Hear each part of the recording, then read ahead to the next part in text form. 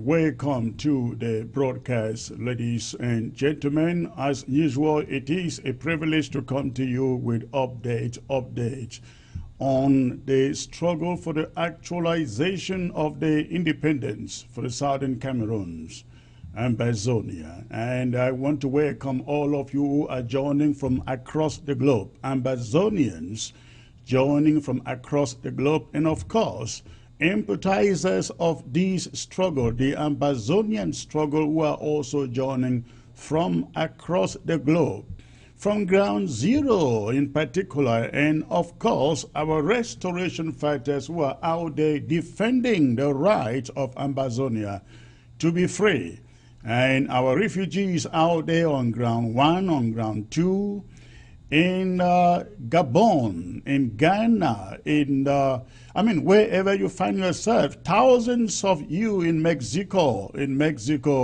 thank you for joining today. And of course, the rest of the diaspora across the globe, thank you for tuning into ABC Amber Television. For those of you who do not know, ABC Amber TV is 24/7 across all of Africa by way of satellite, and you can receive it in the rest of the world through Facebook and YouTube simultaneously. We are actually working on an app that can enable every potential fan to watch ABC 24/7, because again, when we come to you live through the social media, we are doing so simultaneously on satellite too. And when we are done broadcasting on the social media, ABC is still running 24/7 on the satellite. So when we develop the app and put it out there, you will be able to watch what Ground Zero and the rest of Africa is watching the rest of the time that you do not find us live on Facebook or the social media.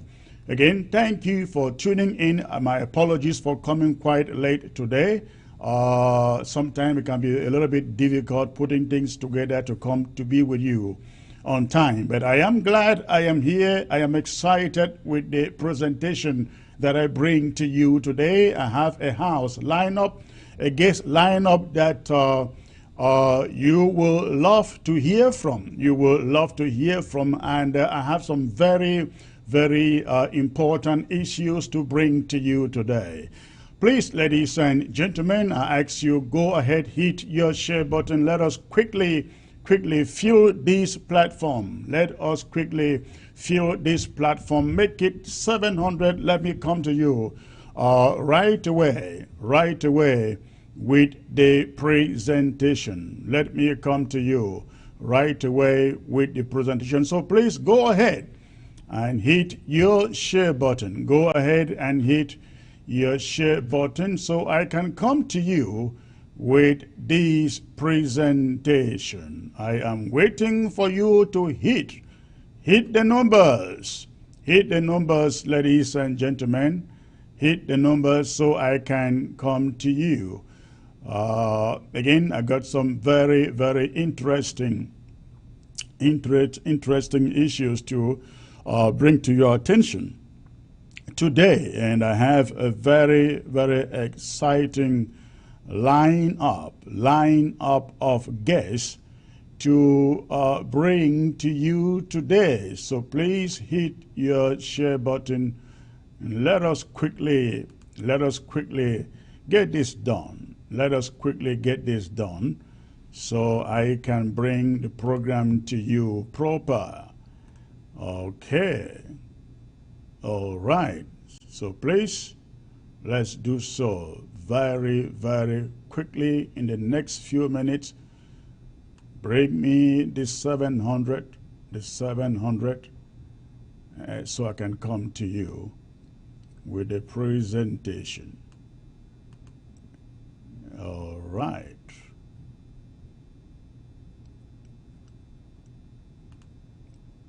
All right. Okay, ladies and gentlemen, again, it's a pleasure to come to you Today, I am waiting for you to fill this platform. Fill the platform. Fill the platform with the audience. Fill the platform with the audience. Hit your share button. Hit your share button. Let us saturate the platform with at least 700 people so I can come to you with this presentation, ladies and gentlemen. I'm still trying to put some things in order here. So please go ahead, hit your share button. All right, all right. So, again, I have very, very important issues to bring to your attention today, and I just would love to start with less than 700 people. We're almost 500 right now, so please, if you are just joining, go ahead and you hit your share button. And while you do so, ladies and gentlemen, I'd like to remind you of the Amber World Drive that is coming up at the weekend. The Amber World Drive coming up at the weekend. We know it is the turn. It is the turn of Ndonga Mantong. Ndonga Mantong. Talking about Nkambe. I think Ndu is part of Ndonga Mantong. Unfortunately, again, I have never been up there. And I think when you talk about Ndonga Mantong, the places that come to my mind easily are Nkambe and Ndu. I think there are other important areas there. But that notwithstanding, this weekend we are gathering to lift up our comrades in that county. We must not let them to falter. We are so much aware, very much aware, that Ndonga Mantong happened to be one of the bastion of the CPDM elite in Ambazonia. And I think it is time we send a strong message, a very, very strong message to those elite that indeed Ambazonia controls Ndonga Mantong, and Ambazonia dictates what goes on in Ndonga Mantong. That Ambazonia is for Ambazonia. I'm talking about Ndonga Mantong being for Ndonga Mantong. So please, I am appealing very, very strongly. This is the land of Pa Info, Ngala Info. The man who has served this revolution with all. I mean, he was in here. In this struggle ever before some of us ever thought about this struggle.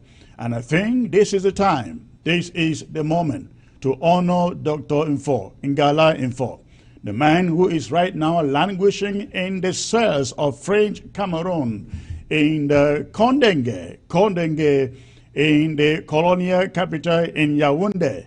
Let us come out to send a strong message to La Republique du Cameroon. You may lock up our leaders, but their spirit is still here with us. We stand with them, we support them, we will continue to support them, and we must support Pa Info, Ngala Info. So please, let us, ladies and gentlemen, let us do so. Let's show up in our numbers. Ambazonians, not just Ndonga Mantuans, all Ambazonians. Let us show up and support them. I think also we are remembering Ngaribu. Ngaribu happened, I think, in Ndonga Mantong, correct. Ngaribu took place in Ndonga Mantong. This is where we come out to prove our solidarity with that Ngaribu community, ladies and gentlemen. Many people have now evacuated that community. There are only a few people left out there. But again, I think this is the moment. This is the moment that we come out to support that community. This is the moment we come out to support that community, ladies and gentlemen. So please go ahead and hit your share button. We're almost hitting 600, hitting 600 for those of you who have just joined, go ahead and hit that share button. If you are watching by way of Facebook, hit that share button. If you are on YouTube, whatever you can do, we appreciate it. Again, 600, almost here, almost 600 here. So please do that. But as you do that again, I am reminding you of the event we have at this weekend. Donga Mantung World Drive. Donga Mantung World Drive. So far, ladies and gentlemen, we've had Manu, we've had Bui, we've had Fako, we've had Ngo Ketinjua, Ngo Ketunjia. Some those names can be a little bit difficult to pronounce at times, so spare me, please. So we've had Ngo Ketunjia, we've had Mezam, we've had Momo, we've had Lebialem. Those are 7. Yes, 7 of them. How many left to go? 6 left to go with Donga and Mantung coming up this Sunday. We will be left with 5 to go. And the world is quaking. And of course, La Republique, ladies and gentlemen, is quaking, jittery with what they see coming out from you out here in the diaspora, even up to Washington, D.C., the lobbyists, they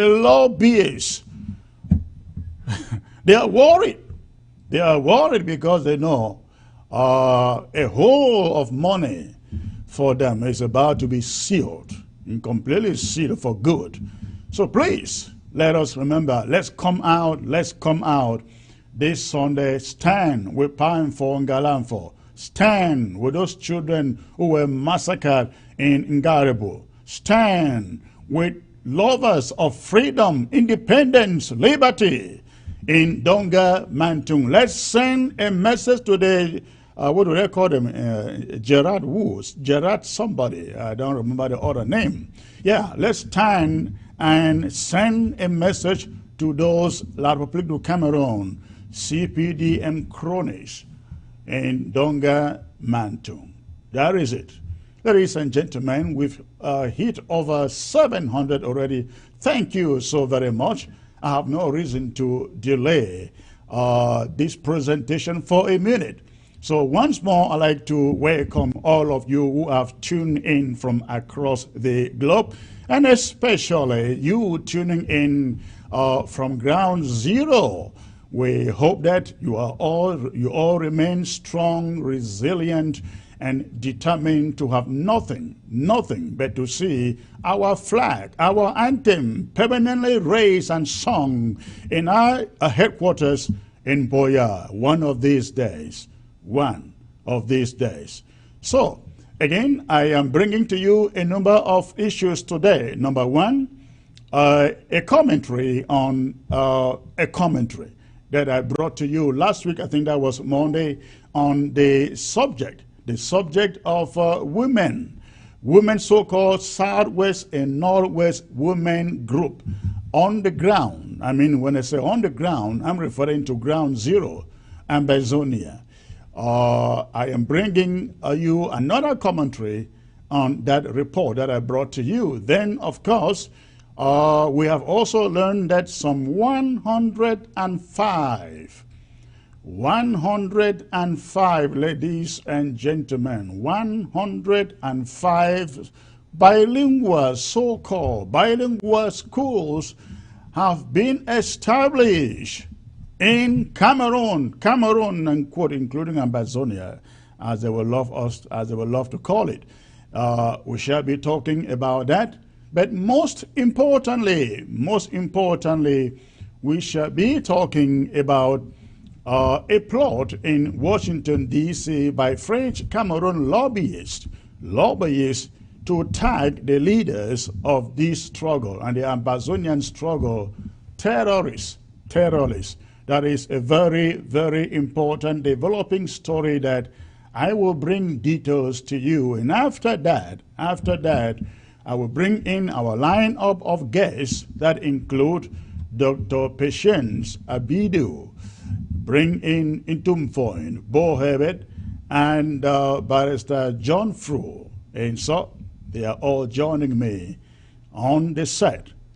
All right, having said that, ladies and gentlemen, last week I came to you with a rebuke, essentially, a commentary on the position that the group called Southwest Northwest Women League or so took on Monday to protest and announce ghost town, lockdown, that we passed down, we at this interim government and other leaders of this struggle declared on ground zero, precisely in the northern zone, all of the northern zone.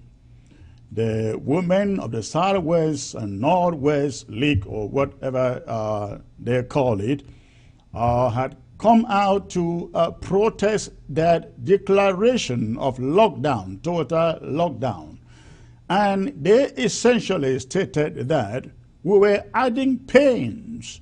The secessionists and the separatists, as they call it, were adding pain on the already suffering people on the ground in Ambazonia.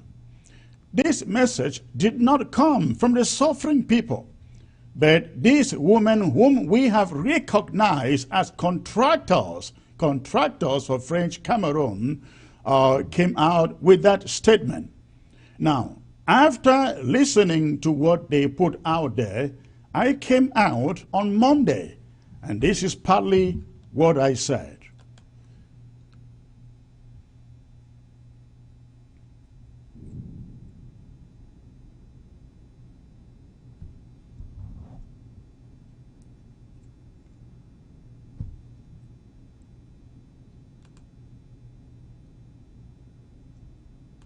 Ladies and gentlemen, they are all contractors. They are all contractors for French Cameroon. These women are contractors for French Cameroon. And these are the same women that French Cameroon is using in the name of humanitarian NGOs to go out and spy on the camps of our fighters. These women, they may say they are neutral, but let me assure every one of you out there, they are lobbyists for French Cameroon. Let me ask these women a question. They can come out and protest, ladies and gentlemen, protest against this struggle. Look at them. Let me ask these women, how many times have we seen them protesting the killing of their children, the killing of their husbands, the killing of their brothers, the killing of their own sisters, of course, their own children, their own neighbors? How many times have they stepped out in their placard to protest against the killing, these killings in their own villages and towns? Ladies and gentlemen, that was partly the statement that I took out on Monday, essentially indicting those ladies for doing what they did. Now, my commentary was based on a report that was put out on a blog, a news blog that some of us will rely on for accurate reporting. And that story stated that this woman had stepped out to protest, to strike against the call for a lockdown in the northern zone. After finding out, after the report and the commentary, that the ladies did not actually go out to demonstrate or to protest our lockdown, that they only put out a press statement condemning our lockdown call. Yesterday, I thought it was good. I called the leader of that group to, first of all, tender an apology for misinterpreting what they did. Again, they did not go out to the street to protest. They merely put out a statement. Of course, it was a statement of protest. But yesterday, ladies and gentlemen, I gave a call to the leader of the group whom you find on your screen, Mrs. Sally Mbomian. I gave her a call yesterday to apologize for misinterpreting what exactly their action was. And I had we had a cordial discussion, and I had the opportunity to invite Miss Sally Mbomian to ABC, to come to ABC, take the opportunity to explain to Ambazonians what exactly the mission of the snot woman is. Miss Mbomian did not agree to come on ABC.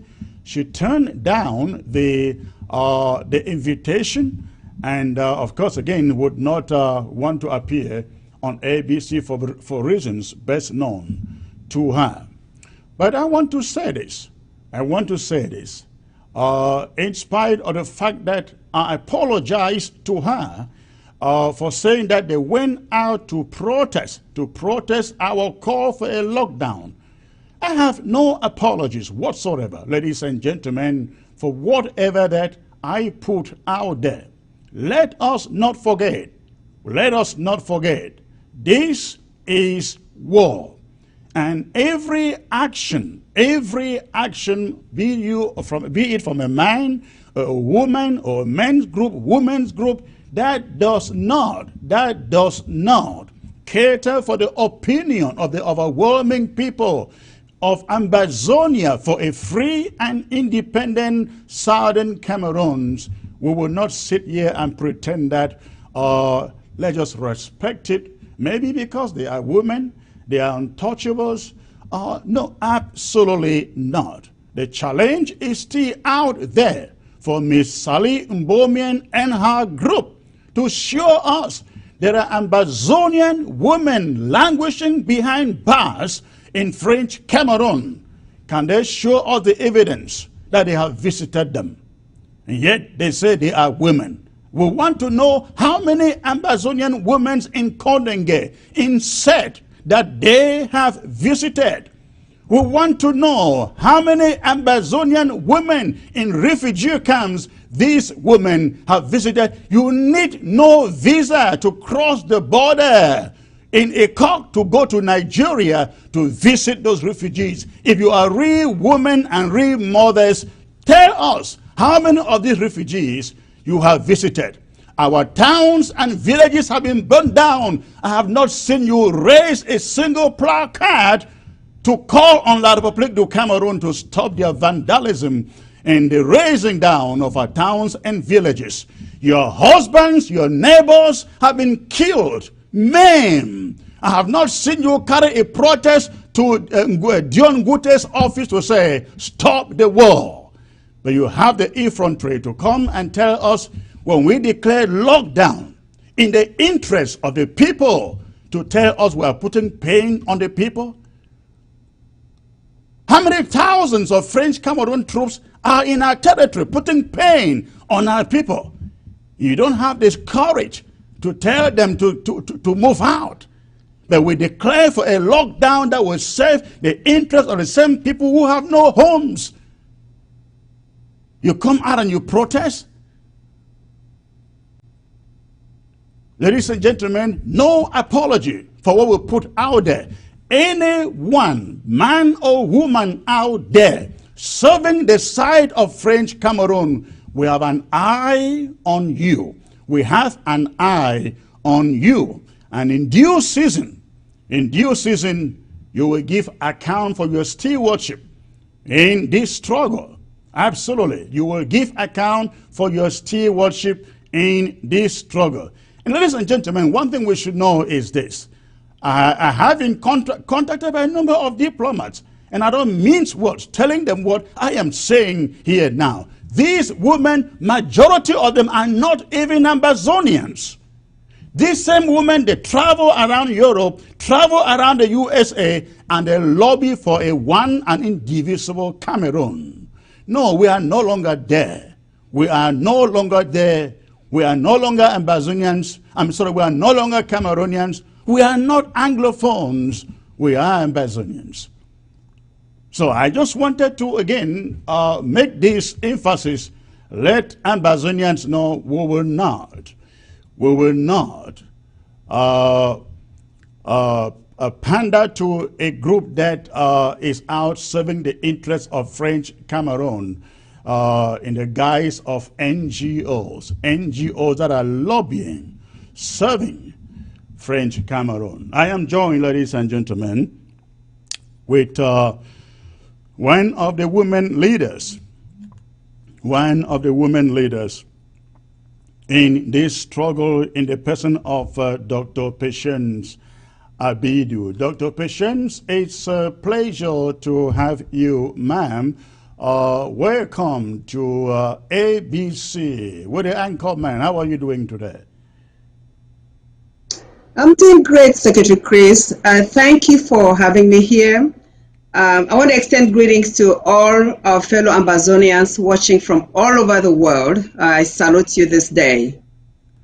Thank you. Thank you. Tell me where I am wrong in my talking points about this woman statement, warning, telling Ground Zero that lockdown or ghost towns bring pains to them. I don't know if whether you were out there. If you were out there, you will give the same message. Well, it is very obvious that these women are not part of our struggle, because if they were, they will realize the importance of lockdown. They attest that lockdown causes more pain for our women, more pain for our children, but they should react in a different way. Secretary Chris, I really wonder where these women are. I have thought about it, and I'm thinking that they are not Ambazonians. Any Ambazonian will see this differently. They will have to ask, what is the purpose of lockdown? The reason of that lockdown was we didn't want our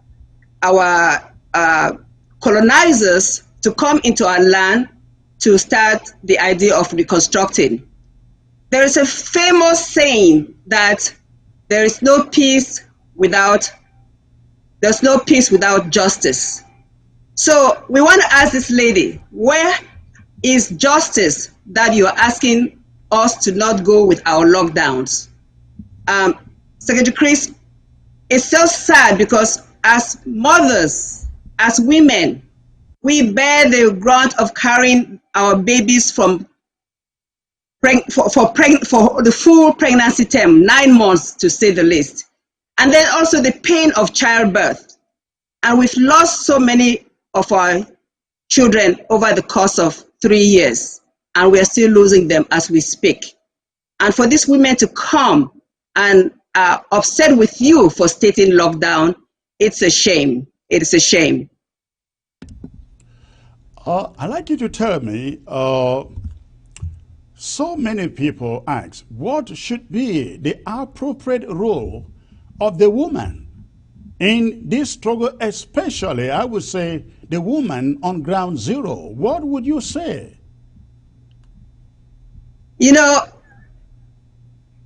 it's just a coincidence, Secretary Chris, that I just listened to an audio from a parliamentarian.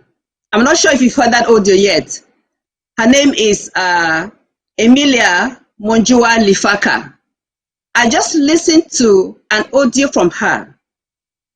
This is a parliamentarian based in Boya who is finally condemning the Biya regime. She is saying that that's interesting. She has been there. I've not listened to it. Yes, it's interesting. She is saying that she's been in office for 18 years, working for Biya and not working for the people of Boya. She's saying that they are forced to just sit back and let the Biya regime do what they want to do, and they are given envelopes to be quiet. But what struck my mind is this. She said that Ambazonia, she used the word Ambazonia. Is She it a thanked recent us. statement that she's making? It's a recent statement, Secretary Chris. I just listened to it a few minutes ago before coming on the air. And I said, Okay. God was sending this message to me just now. She said she thanks us for fighting this struggle, that Ambazonia will be free, and that she's giving us her blessing. You've got to listen to it. So to answer your question, I hope that all the women on Ground Zero can be bold enough, especially those that are working for the BR regime, can be bold enough to listen to this lady and take a stance and support this revolution. Because if they read the history of Southern Cameroons, they will know that this independence is inevitable. It's going to happen. So it's up to them to join the train right now and make it happen sooner than later. Because the killing of our kids is something that we don't want to continue. Well, are you aware?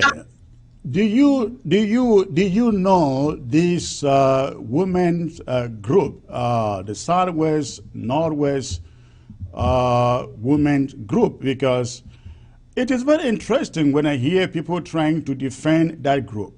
We know that members of that group have been found. I remember the case of this professor with a yellow headscarf, some kind of a uniform.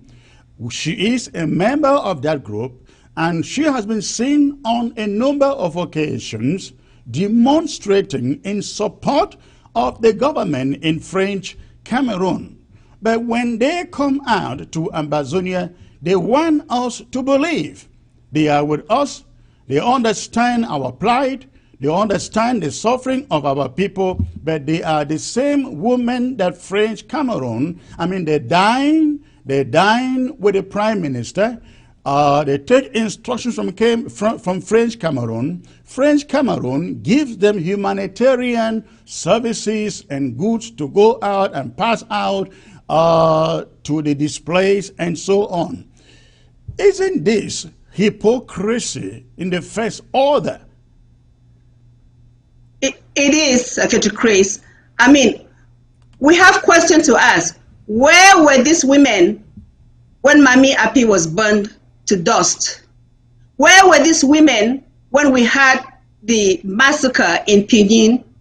Where were these women when that lady, the warden, Akafo, was brutally murdered? Where were these women where the Guzang massacres took place? Where were these women where baby Martha was killed? Where were these women when on the 14th of February of this year, we had the Garfo massacre, where the Shea family, the Sika family, young babies, pregnant women were all murdered and dumped in a mass grave? Where were they? So for them to come out now, because they have been emboldened by the BR regime, I will not be surprised if they've been given envelopes to come and pretend that they are supporting peace. They should remember there is no peace when there is no justice. And I want to challenge them all to go back and read the history of Southern Cameroons. If they read the history of Southern Cameroons, they'll realize that they are already a colonized nation by France, and Southern Cameroons cannot be colonized by a colonized nation. They are talking about special status. La Republique is a special status nation to France. Southern Cameroons cannot come and be a second special status nation. We already declared our independence on the 1st of October 2017. So there is no going back. They can either join us and march forward for a peaceful Ambazonia, or they can stay there and continue pretending, because nothing good can come out of them unless they look into their minds and really behave as God-given children and do the right thing. I will ask you, what message would you give to women on Ground Zero on the attitude of women like this one? I think honest, sincere women who are truly for the suffering people of Ambazonia, women of Ambazonia, will begin to speak the language that that lady Mafoka is beginning to speak. We also heard this guy they call Nick Ngwanyam. These are all people who have been out there selling the message of French Cameroon Confederation and Federation. Mafoka is beginning to call us exactly what we are, Ambazonia. What would your message as a woman leader be to the women on ground zero? Are these the women they should be listening to? My message is simple. You know, there are different classes of women there in Amazonia. There are those who have the power to do something, and there are those who are just there following. Those who can just help our revolution by just providing food, healthcare for our Ambazonian warriors, you're doing one thing right there. Those who are there that have access to the government of La Republique that has colonized us and are enabling them, this is a moment for them to change and go to the opposite camp. They should go listen to this lady called Parliamentarian Lifaka, that's her name. Listen to her and join the train to Boya. Because if they continue doing what La Republique is doing, they are enabling the killing of our children. There are those women that cannot say anything because they are afraid for their lives. I understand that. It's possible not to say something, but you can act in a way that shows that you are for this struggle. You can do things in private if you're afraid for your life. Do not do anything that will give La Republique the power to continue to murder our people. Secretary Chris, they have means of supporting the prisoners that are in the dungeons. They can help the IDPs. They can help the refugees. Genuinely help this group of people. If they are not able to speak politically about our cause, there are many things that they can do on ground zero. All right, thank you. I will bring in Barrister John Frunso into this discussion and for Bo Herbert to get their opinion before we move to the next subject. In Tumfoin and Barrister Insot, please, I'm sure you have been monitoring these ladies for the duration of this struggle, and I have no doubt in my mind that you know exactly who they represent, because some of them have been here in the U.S. and have done presentations at the State Department and some other corridors of powers, and we know that their message is not a message for a free and independent Southern Cameroon. Am I wrong? Any of you can start, sir. I'll let Big Brother go. Yes, I can hear you, Tumfoin. Go on. I was saying I was going to let my big brother go first. Well, Chris, okay, Chris, let me come in here. All right, go on. Yes, since your last show, I have been doing some findings. And of course, we know that majority of those women are not Ambazonians. Secondly, we know that some of them are from the CPDM. I know of Ope Chinje. She's the rector of the University of, I don't know, I think Gaundere. She's the lady you were trying to describe as wearing a right, yellow. Right, that's the lady I was struggling to remember the identity. That is the lady. Is the junior sister to Mr. Eric Chinje. Oh, that's the junior sister to Eric Chinje? Yes. They have an agenda. I don't know what their agenda is. That lady has been very, very militant in the CPDM and in the support of the Biya regime, coming right to Bamenda with the Prime Minister Ngute to demonstrate, to show that oh, the women in Bamenda are with them, and they wear yellow hair ties and dance around Ayaba Hotel and so on and so forth. That is their right. But their right ends where the freedom of people starts. Right. Look, these women have, as you rightly described, Chris, they are lobbyists. Not only lobbyists, they eat fat from the regime. They eat fat from the regime. If you see them, they dress lavishly. They don't care about lives in Ambazonia.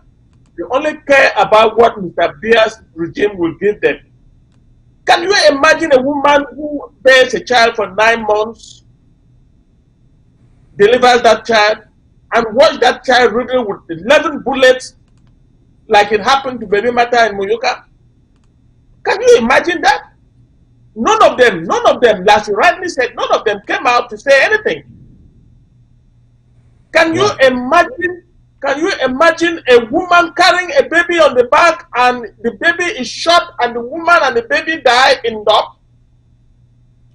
None of those women said anything.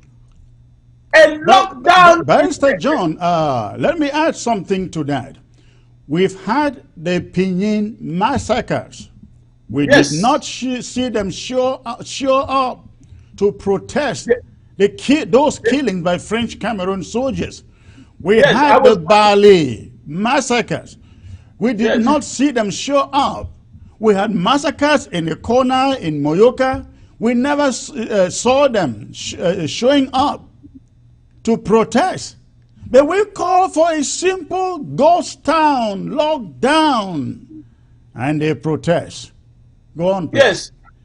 Yes, as Dr. Patience has just said, if they don't change and turn around and join the train to Boya, they might as well take residence in La Republique.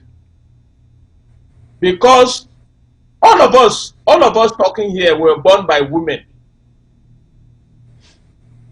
Nobody came to this world without passing through a woman. And for this kind of women to behave as if life does not matter, they should know that Ambazonian lives matter.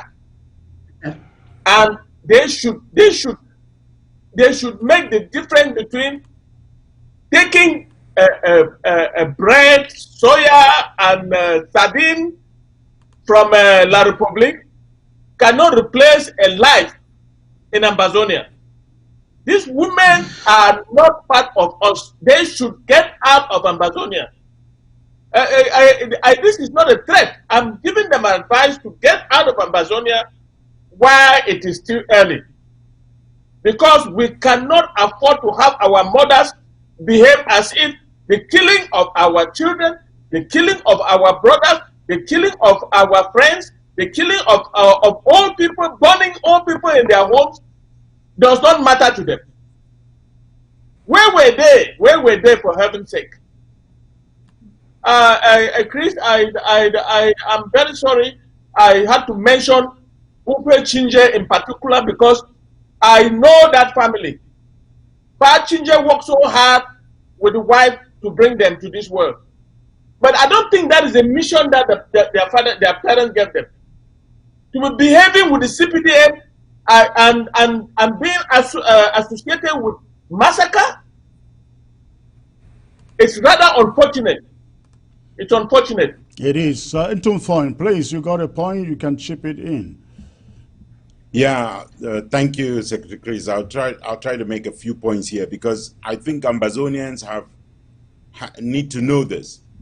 The first thing is that these women are sponsored by very many donors and very many countries and international organizations. They are sponsored by La République du Cameroun. They are sponsored by the United Nations in Yaoundé. When they traveled to the United States, their tickets were bought by the United Nations. The French embassy in Yaoundé has been running a scheme preparing people they call peace ambassadors. And that includes that group of women who are buried in that so-called lamentation group. This is the same group that when they stage a lamentation, clowning scene on the municipal stadium there in Abakwa town, Bamenda, they arranged for the international media to travel to Bamenda and be there when they did it.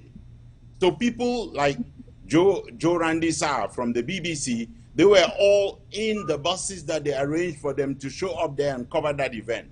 Just as they arranged for them to be available in Bamenda when they cut off the road between Bamenda and Bafoussam and allowed them to go and cover that road and pretend that it was Ambazonians who had done it. This information that I'm giving you, these are facts. They cannot be contested. But I will tell them additional facts. And this should be sufficient warning to them. The French who are sponsoring them, the French sponsored hundreds of thousands of Algerians to fight alongside the French in Algeria. And hundreds of thousands of them were slaughtered. The French did not defend them, and they will not defend those who are acting as enablers in Ambazonia. The French themselves, they can go and read their history. The French, when they had to deal with the enablers of Hitler, when Hitler took over France, 9,000 of them were summarily executed in France. 1,500 of them were judged and sentenced to death and executed, and 40,000 were thrown in jail for long prison terms. That is what awaits everyone who is trying to get the people of Ambazonia into the situation where they're getting them. There are more than 20,000 La Republique soldiers in Ambazonia, plus over 4,000 militia that they have moved from the north into Ambazonia. They are using full gear, anti-terror gear that they have been using against Boko Haram, and they are going around and tracking down Ambazonians as if they were beasts and killing them. And people have the audacity to tell them that they don't have a right to defend themselves. And people think they can go and hang out with the regime and say it is okay to come and kill Ambazonians. There is something wrong with these enablers, and they need to stop it. The women need to stop it. They have no business backing up a military system because they are attracting danger to themselves. And nobody wants to put them in danger because we have not attacked any La Republique citizen in Ambazonia. That will include them. We welcome them. But we want to inform them and inform the world and inform the United Nations that we know that that is what they are doing. We know that they are the ones who are sponsoring these women. We know that for a fact, and they cannot contest it. Thank you, Ntumfine. I want to add that these women are not alone. There is a segment of the media in French Cameroon that is aiding and abetting these hypocrisy by these women, and the media is also on the payroll of French Cameroon. You will all recall that only last week, Equinox Television came out announcing that French Cameroon soldiers killed 13 Ambazonia restoration fighters in the axis along Bali, Batibo, Widikum. It turned out it wasn't true. After we challenged them, Equinox came out, reversed the story, and said, actually, the reverse was true according to military sources to them. This newspaper called The Guardian Post came out with this headline, and the headline says, at least 24 Amba fighters, soldiers killed in military raids across the Northwest. And let me say this, that this paper, the Guardian Post in particular, has been in the habit, ladies and gentlemen, has been in the habit of printing only everything that is negative, that sells the image of the leaders and of this struggle in a negative way. I want to give you some examples. Take a look at this story, this cover story of the Guardian Post, for example. It says, Akwanga, Sako hit United Nations call for ceasefire. We all know that is a lie. Dr. Sako, or no, the interim government, has agreed to any ceasefire. We all know that. But how about this one? How about this one? Torture of women, babies in Bali by Ambazonian fighters. Barbaric. So the headline screams, barbaric. Now, that is what the Guardian Post does. When any fighter on the ground, they don't even know whether it is a restoration fighters, anything. Because we understand Atanganji has fighters on the ground in the northern zone. The Guardian Post is not able to tell us who these Ambazonia fighters are, because everybody, according to them, they are paid to write, to print the story that every fighter on the ground is Ambazonia fighter. But my worry is not really with that. And my concern is with this screaming headline, barbaric, barbaric. How many times has the Guardian Post screamed barbaric when Ambazonians have been slaughtered? Take a look at this one, ladies and gentlemen. For example, this is the day that there was a genocide in Garibo. Show me this, look at the headline from the Guardian Post. The whole cover is an MTN congratulation. I think they were congratulating MTN for what anniversary, how many anniversary, I don't know. Now look at the top right corner. You see a little story there, government mute over as over 27 massacred. That is the story that should look like this one, barbaric. No, but they don't do it. They box it at a little corner, and what they care is where their bribery, their money is coming from. They promote MTN over the dead bodies of Ambazonians. Now also look at this one, again from the Guardian Post. Look at that one. Outrage as suspected Amba fighters execute couple in public. Where is the picture? Where is the evidence? Ladies and gentlemen, this is the reason we are telling Ambazonians to stay away from the media in that is paid for by La Republique du Cameroon. Into phone, I want to come back to you because you are a professional in this area. Is this the kind of journalism that you expect in a time of a war, in a time of a conflict like this one? Or we should forget about it because they are being paid? Please, into phone. Well, the Guardian Post is not a newspaper, and the people who work there are not journalists. So full stop. But that should be very simple. And the other thing which you mentioned, Equinox TV, by their own confession, I mean, the man who runs and owns it is my brother. You know, Severin Chunke.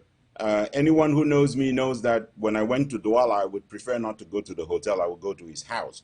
I also worked as a managing editor at his newspaper for a while after I left CRTV.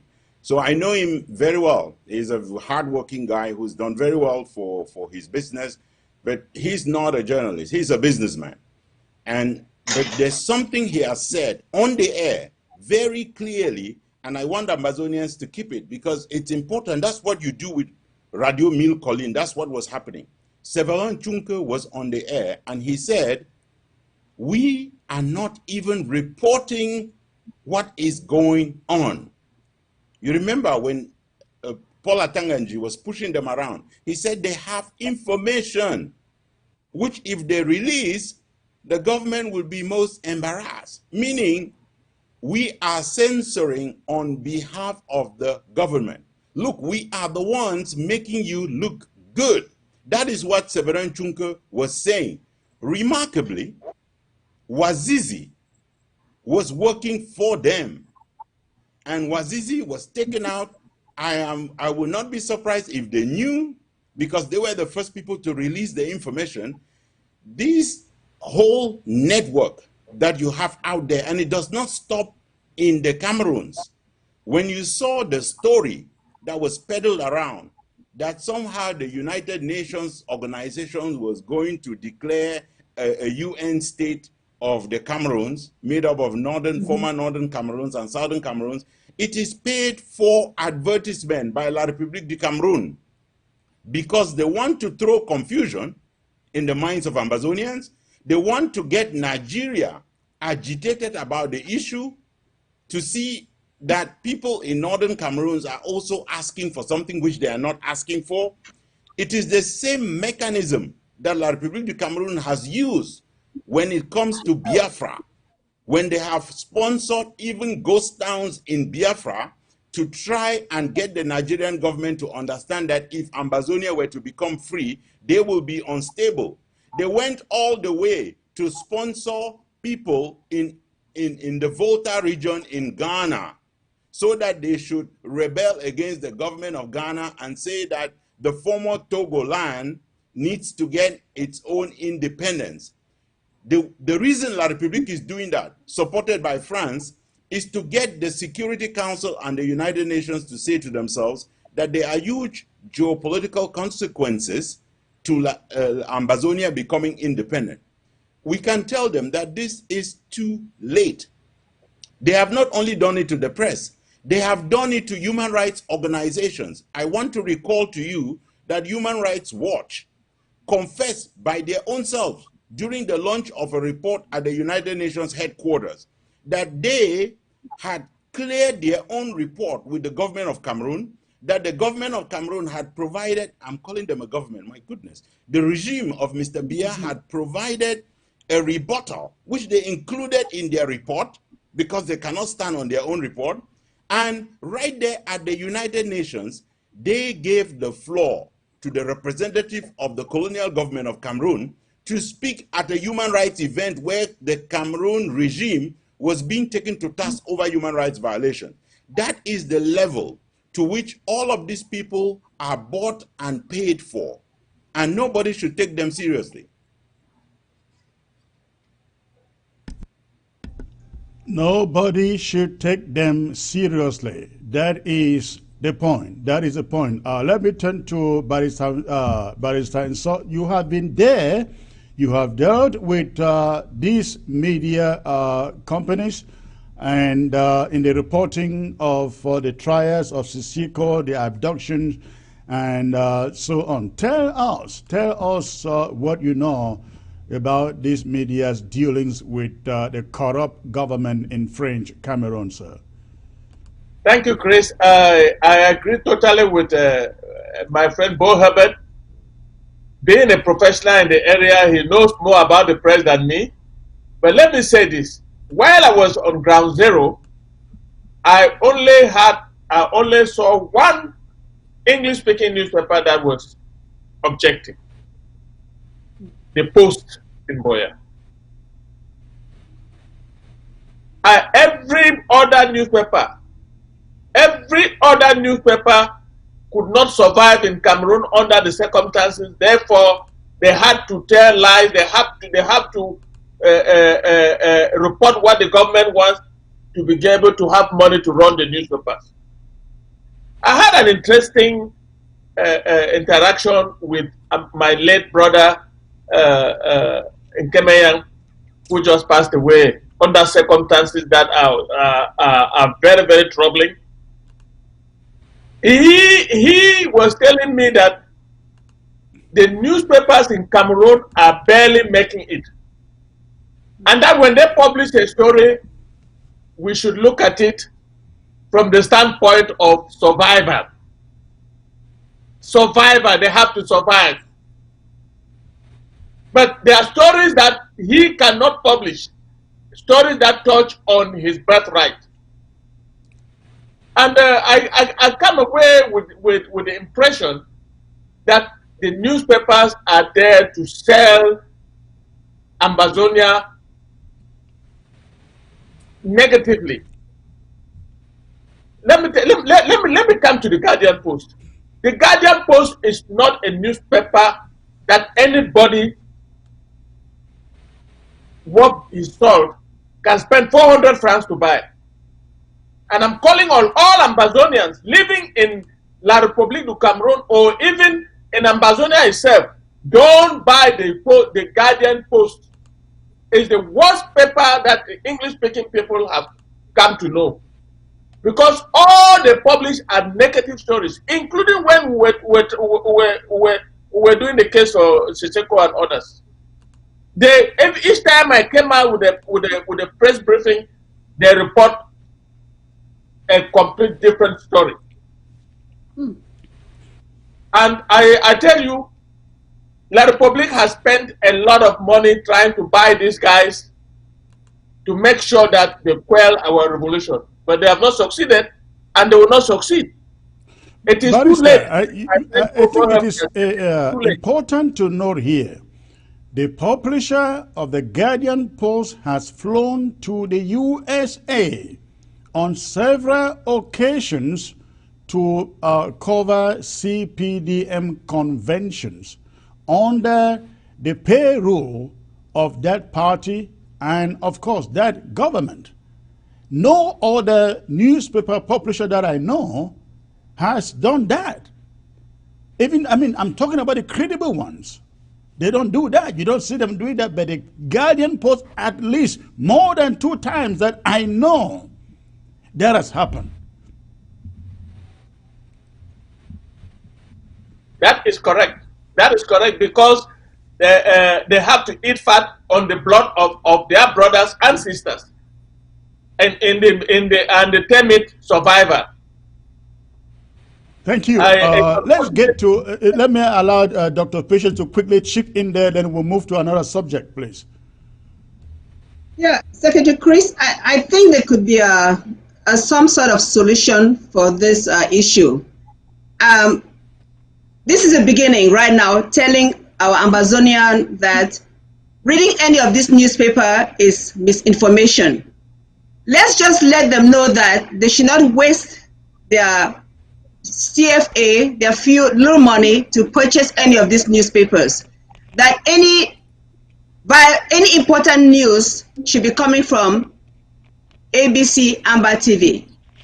Maybe we should get our own print that the people can have access to get the real news. Because the audio that I just listened to, that I mentioned a few minutes ago, this lady mentioned that they are given envelopes to misrepresent what is happening. They are given envelopes not to fight for the people. So that if people are there listening to, reading news that is not the right news and believing in the wrong thing, it delays our progress. And I think we should do something about it as soon as possible. Basically, any news that is coming from all these papers, the Guardian, the Post, or any of those papers, should be considered as false news. And false news is not important. Don't waste your money. Don't waste your money. Thank you. Thank you. I don't know if Bo want to add something there before I change topics. Oh no, I will pass. I can just mention the fact that we have them setting up TVs right next to you there in Houston as well. All right. All right. Listen, ladies and gentlemen, we are hearing the news of some 105 schools, 105 new schools, not just new schools, but bilingual schools, so-called, created in La République. Now, that is inclusive of Ambazonia. Of course, they want us to believe that. 105 new bilingual so-called schools. And out of the 105, I have learned, I cannot confirm that, but I have learned that only six of them are in the French Cameroon territory. The rest of them, I guess, they are coming to Ambazonia as part of our new status, right? What is your take on this development here? I will start with Dr. Patience. Well, I'm not sure who they're trying to educate at this time when there's a war. It makes no sense to be building schools when there is an active war going on. They don't believe that. Yeah, Gums, I'm sorry. Well, it's not about building schools. They are not building any school. They have never built schools. They are creating, the attack is on bilingual schools. And they create 105 bilingual schools. 6 are in their, how many regions do they have? 8. And I guess 99 will come to Ambazonia. Is that what Ambazonia is looking for? Some bilingual schools? No, Secretary Chris. They are trying to really francophonize us, right? They really want us to become them. Yes, which they know we are fighting against that from the beginning. I think they forgot that we already declared our independence on the 1st of October 2017. We are an independent nation. We don't want any part to do with bilingualism. We will study our English to the core. We will develop our own nation. We'll have our own judicial system, our own educational system, our own health system. We don't need anything from them. So in short, they are wasting their time and energy. Barisanso, please. Yes, Chris, I can see the hand of the French struggling so hard to franconize Ambazonia. I don't know where that will take them to. Converting a school to bilingual, what does that add? It doesn't add 1 franc to the running of that school. What does it mean? And who is going to run a bilingual school in Ambazonia? Look, La Republique has developed all kinds of strategies and none is working. It will not work in the educational system because our educational system has vomited the French, the Cameroon French educational system. So we don't want any bilingualism in Ambazonia. We may have bilingualism, that is English and a native language taught in our schools, native language of Ambazonia. But we don't want the French anymore. The French have been vomited just like Rwanda vomited the French out of them, out of their country. Rwanda now is purely English. And we intend to stay purely English. And let La Republique take notice that nobody in the Amazonia will respect any school called bilingual school. We're sick and tired of their so-called bilingual. I don't know what that means. Into point, you know, as I do that, this is one of those grand plan of La Republique to completely assimilate us. Each time they talk about bilingualism, they make sure that we learn French and they learn nothing. If you are Ambazonian, you go to Yaoundé, you come to Boya, you study in English, their students studies in English.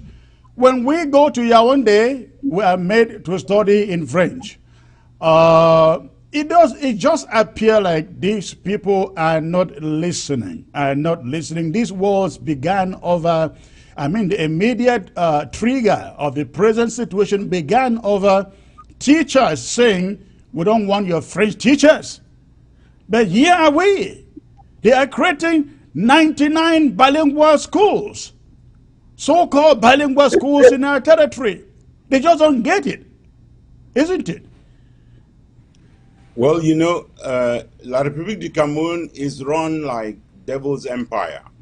And Mr. Biya believes that he's got God's power, so he can snap like that and have created a school. That's what he's been doing. The man who cannot run the monolingual schools is now telling you that he's going to create 105 bilingual schools and run it. Now, you said it was a grand scheme. Yeah, it is a grand scheme because the only bilingualism that that country knows is French and Ewondo. That's the bilingualism that exists in that place. All the other francophones can fool themselves. The Bamileke people, the Northeast, can fool themselves that they belong to that country.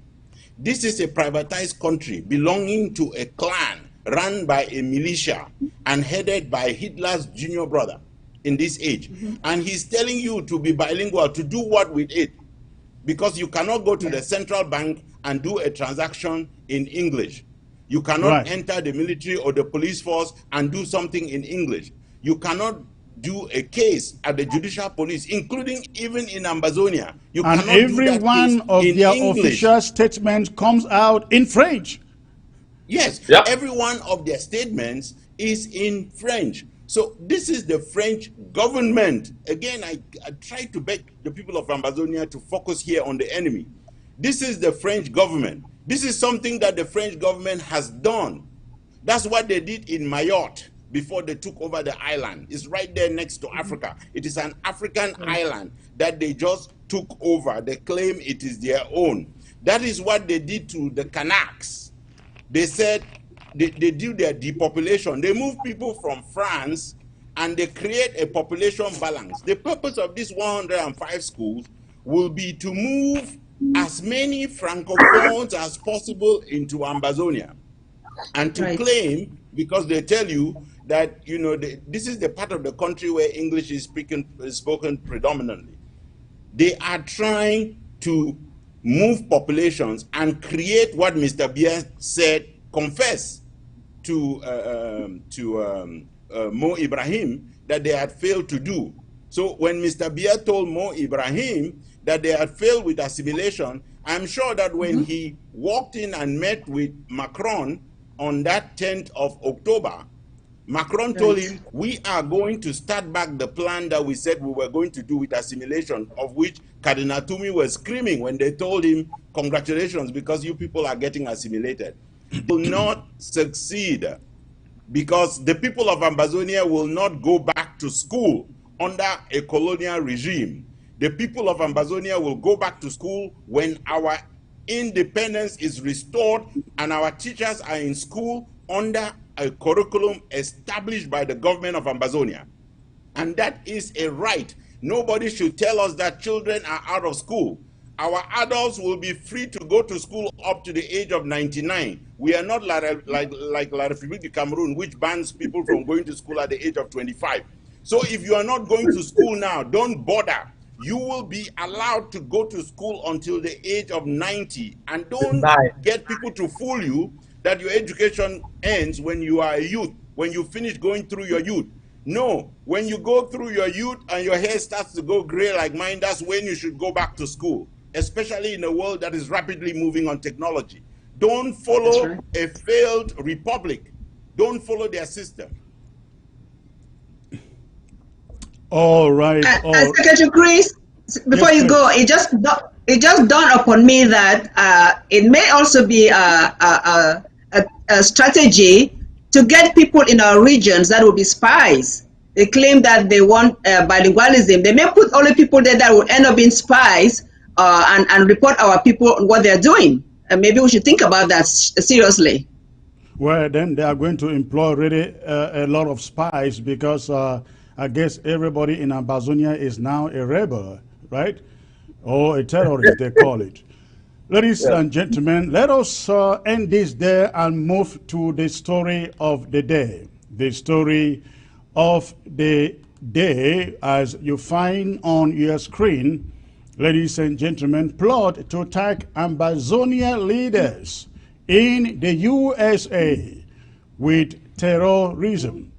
Plot to attack Ambazonia leaders in the USA with terrorism. Before I bring back my guests to give me their take, on this subject, I'd like you to stay put for my monologue that lays the groundwork to our discussion. This is very, very action story that we will love Ambazonians to do something, take action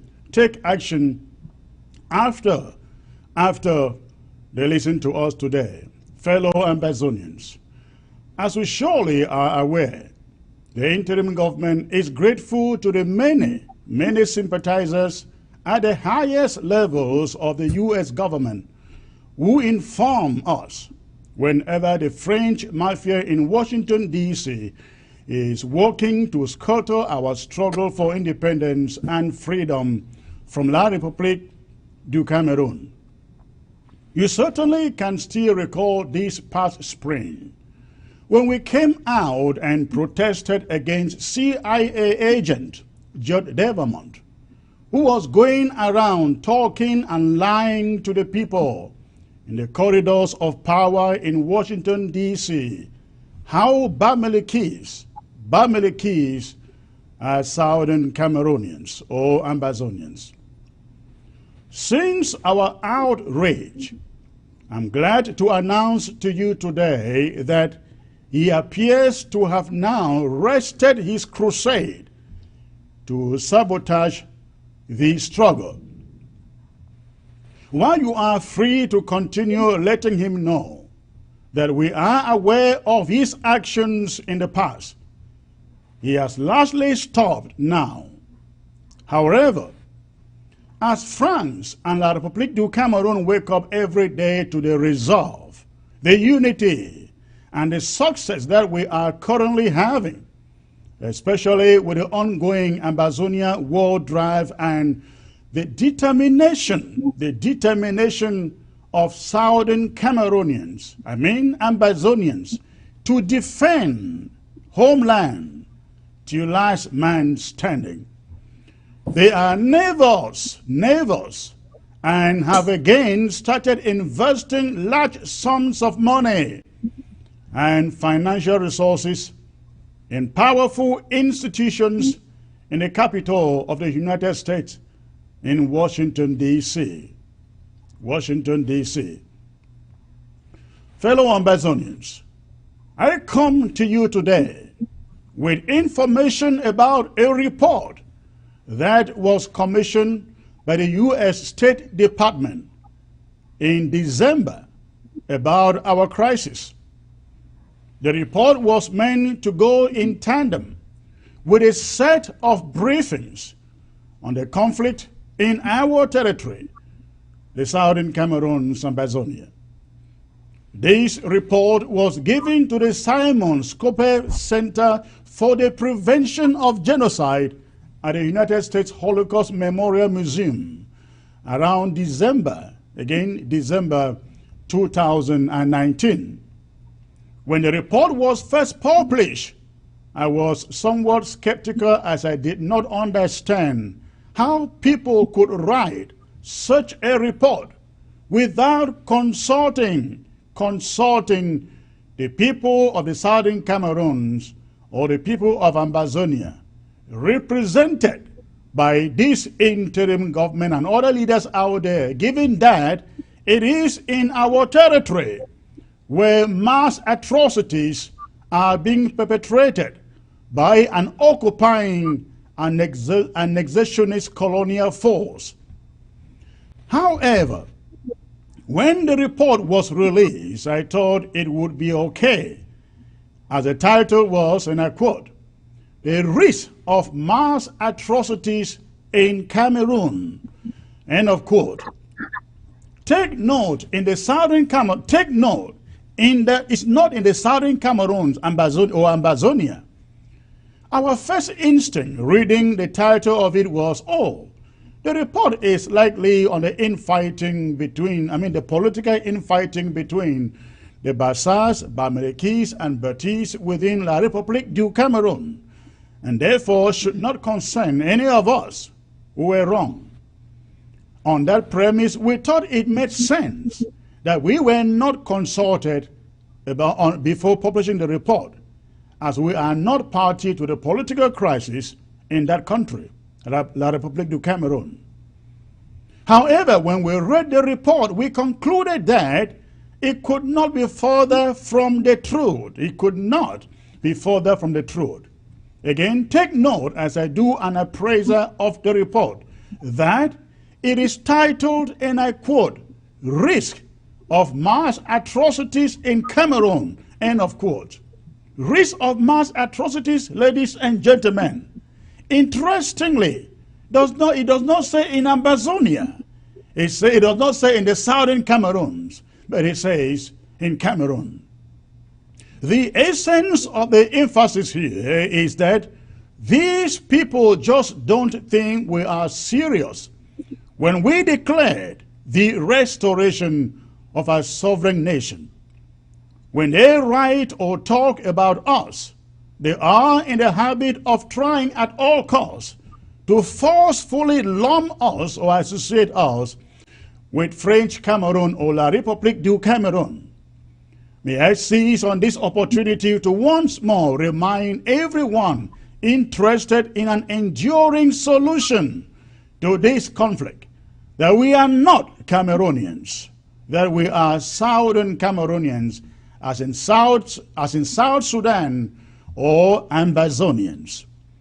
We had a relationship that turned irreconcilable, and as in any relationship that cannot be reconciled, especially when the incompatibility has to do with illegalities, including annexation and colonization, the solution is to sever ties and then part ways. We did that in October 2017, and we are defending it. If there are no more good leaders and good people in the world to come to our aid, as they are doing in East Timor, in Eritrea, in South Sudan, and France, I mean the country of France, is allowed to continue to bribe the world while directly funding a genocide on our people, we will defend it with the last drop of blood in the 8 million of us, if need be. The title of the Holocaust Museum report, ladies and gentlemen, suggests it's about Cameroon, French Cameroon. It is not, ladies and gentlemen, it is not actually about Ambazonia and ought to be rightly titled, and I quote, "The ongoing genocide in Ambazonia," and not the risk of genocide as inferred. However, at first, we thought that it might not be too serious and can be a result of their own ignorance. Yet, when we scrutinized the report, we came to the conclusion that the report is not a result of ignorance, but rather a deliberate attempt to sabotage our struggle. I am now going to quote from this report to demonstrate to you several instances where they go ahead to smear us and to spread misinformation to the United States State Department and, of course, the international community. In the summary of the report, they write, and I quote, "The crisis emerged from the long-standing political grievances of the Anglophone community. Yet today," it continues, "fighting between the two sides makes it difficult to discern motives," end of quote. This is not true. The crisis emerged, we'll call it a conflict today, it emerged from the forced, brutal annexation and occupation of our country by French Cameroon. The crisis emerged from 56 years of rape, the rape of our heritage, the rape of our institutions and our rights as a people. Moreover, we are not Anglophones. Ladies and gentlemen, we are Ambazonians. This point they make goes in line with the same terminology that lobbyists of La République du Cameroon have used in the past. You will remember congressional staff Lauren Blanchard and Thomas Husted also calling us Anglophones. Anglophones. If we are Anglophones in our own country, then maybe Americans should be called Anglophones, considering the Spanish population in this country. The report also states that it is difficult to discern between the two sides. This is outrageous, absolutely outrageous, intellectual dishonesty, the result of pay to play. I quote, "It is difficult to discern between the two sides," they say. Hell no. We are fighting to protect ourselves, and they are fighting to kill our people, all of us, through genocide. They are occupying our territory. We are not in their territory. We have never crossed the boundaries, our boundaries, international boundaries, to fight in their territory or to fight them. We do not kill their citizens. They have killed over 15,000 of our people. We have not burnt a single property of their own in their territory. And they have burned over 300 towns and villages, ladies and gentlemen, in our territory. They don't have any refugees, no IDPs. We have over 100,000 and over 700,000 refugees and IDPs respectively. Therefore, it is a farce to suggest that, and I quote, "it is difficult to discern between the two sides," end of quote, as that report wants American power brokers to believe. The report continues to say that, and I quote again, "Meanwhile, armed separatists have been attacking and killing civilians they perceive to be associated with or sympathetic to the government, French Cameroon government. Separatists," it says, and I quote, "have brutally attacked, shot, harassed, and kidnapped students, kidnapped teachers and administrators on their way to school to enforce a school boycott in the Anglophone regions," end of quote.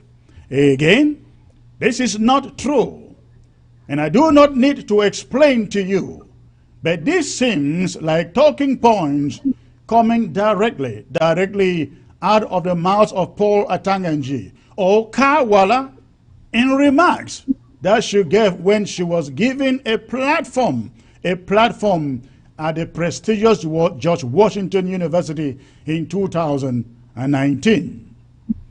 In this section of the report, we are also accused of committing sexual assault. Our people are accused of committing sexual assault. Nowhere, and I mean nowhere, in that report do they mention that these attacks have been carried out by fake fighters and vigilante forces bought and paid for by French Cameroon CPDM elite. We do still remember, ladies and gentlemen, the role that these vigilante groups played in the Ngarabo massacre. We remember that so well. The report continues to say that, and I quote, "There is no united separatist movement, but rather an increasingly disorganized collection of distinct groups, some of which are clashing." It continues, "Some separatist groups are reportedly becoming increasingly brutal in their attacks on civilians." End of quote. I do not even know what to say here, ladies and gentlemen. There is one interim government of Ambazonia that is fully united and has near total control in all counties on ground zero. The slanted and biased nature of the report And the intentions of the authors do not allow them to mention that these other groups they here refer to have agreed for federation with the Republique du Cameroon against the overwhelming consensus among Ambazonians for their own free country. The report does not acknowledge that. This report plays up the notion and does not show that there is one interim government that is in the steering wheel of the struggle. Again, the report claims that we are attacking civilians. This is just not true, of course. Footages of yours truly abound on the social media in which this interim government has strongly condemned, and this about all types of attacks on civilians, including abductions and ransom takings, and of course stealing. Fellow Ambazonians, I can go on and on and on, but the point is clear, and it is that this report from the Holocaust Museum is not neutral. It is not balanced. It is just another attempt by the French mafia in Washington, D.C. to destroy or wreck the struggle for their plantation, that is La République du Cameroun. In earnest, I guess that the title of the report says everything that you need to know about their intentions. It does not say, for instance, that mass atrocities have been committed. No, it doesn't say that. Or are being committed, as we read in everyday major report. Instead, the report futurizes current and ongoing genocide, choosing to refer to it as an, I quote, risk of mass atrocity in Cameroon, end of quote. This is a lie, as La République du Cameroun commits genocide every day. It is rather shameful and despicable that a highly respected Holocaust museum is being paid to cover up for La République du Cameroun. As if this report was not enough, a so-called briefing was held with policy influencers in Washington, D.C. on this same report over Microsoft Teams on June 17, where the two authors, who I will give details momentarily, spoke and gave recommendations as to what should happen to the conflict. In this session, they said that the international community should investigate leaders of the Ambazonian movement for violating American federal statutes in regard to terrorism. They also said that there should be a unilateral ceasefire and an official end to the rapidly advancing Swiss initiative or dialogue initiative. Fellow Ambazonians, it is clear that this report and its two authors are biased, and in fact, we have learned of details that have proven this to be true. We have learned that a retainer fund that helped fund this project or report was paid for by the Embassy of French Cameroon in Washington, D.C. to the tune of $50,000. Now we know for a fact that the United States Holocaust Museum, an institution founded to remember the killing of over 7 million Jews by Hitler, is today supporting a modern day Hitler in Paul Biya. Ladies and gentlemen, the two women who authored this report are named Andre Gideman and Kira Fox. These two women are defending the modern day Hitler, Paul Biya, and in doing so are themselves modern day genocide facilitators and defenders. Ambazonians, think about all of the pain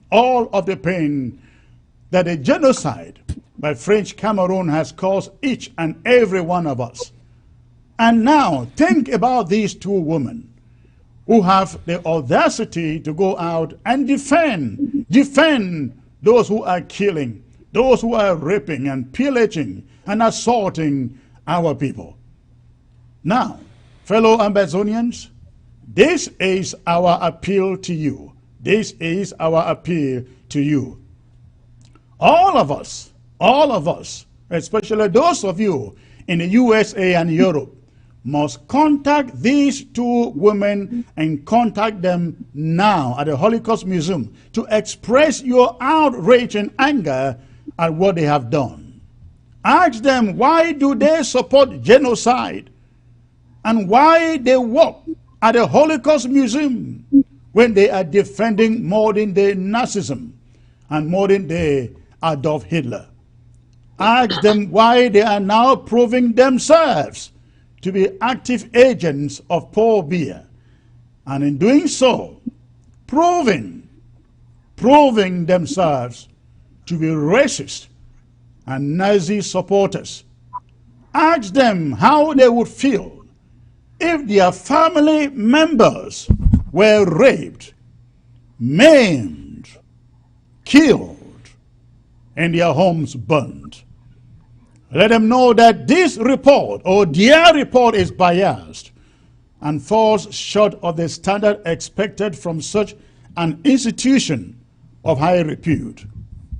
This is very, very important, as in recent weeks, this report has gotten a lot of traction,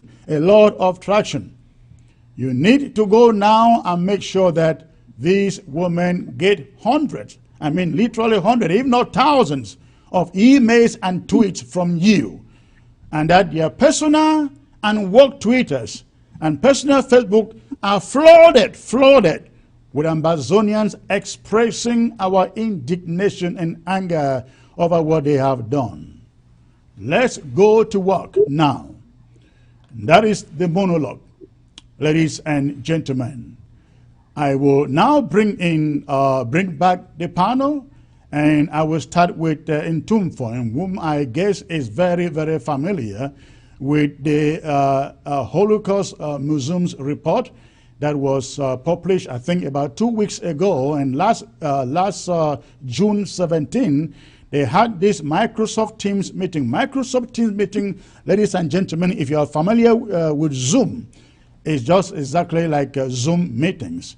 They had these meetings with members of the State Departments and policy makers in Washington, D.C., and they actually suggested that the only way to stop the conflict in Ambazonia is to label Ambazonian leaders in the diaspora as terrorists, and also to stop, get a unilateral ceasefire, and to make sure that the Swiss mediation initiative is suspended, and America perhaps take over. Ntumfo Hebe, you are very familiar to that report. What is your take on this, sir? Well, the first piece of information that I can give Ambazonians, and I am just as outraged as you are, but the first piece of information that I can give Ambazonians is that Ambassador Thibaut Nagy, who is in charge of African affairs, has said very clearly that there will be no mediation by the United States. And I'm not talking old news, I'm talking recent news. So as recent as less than 24 hours ago. That's what he said. So people should forget beating about the bush with respect to a mediation that will start from the US. That said, this report, which we have been denouncing for a long time, is written at the command of La République du Cameroun. How do we know that?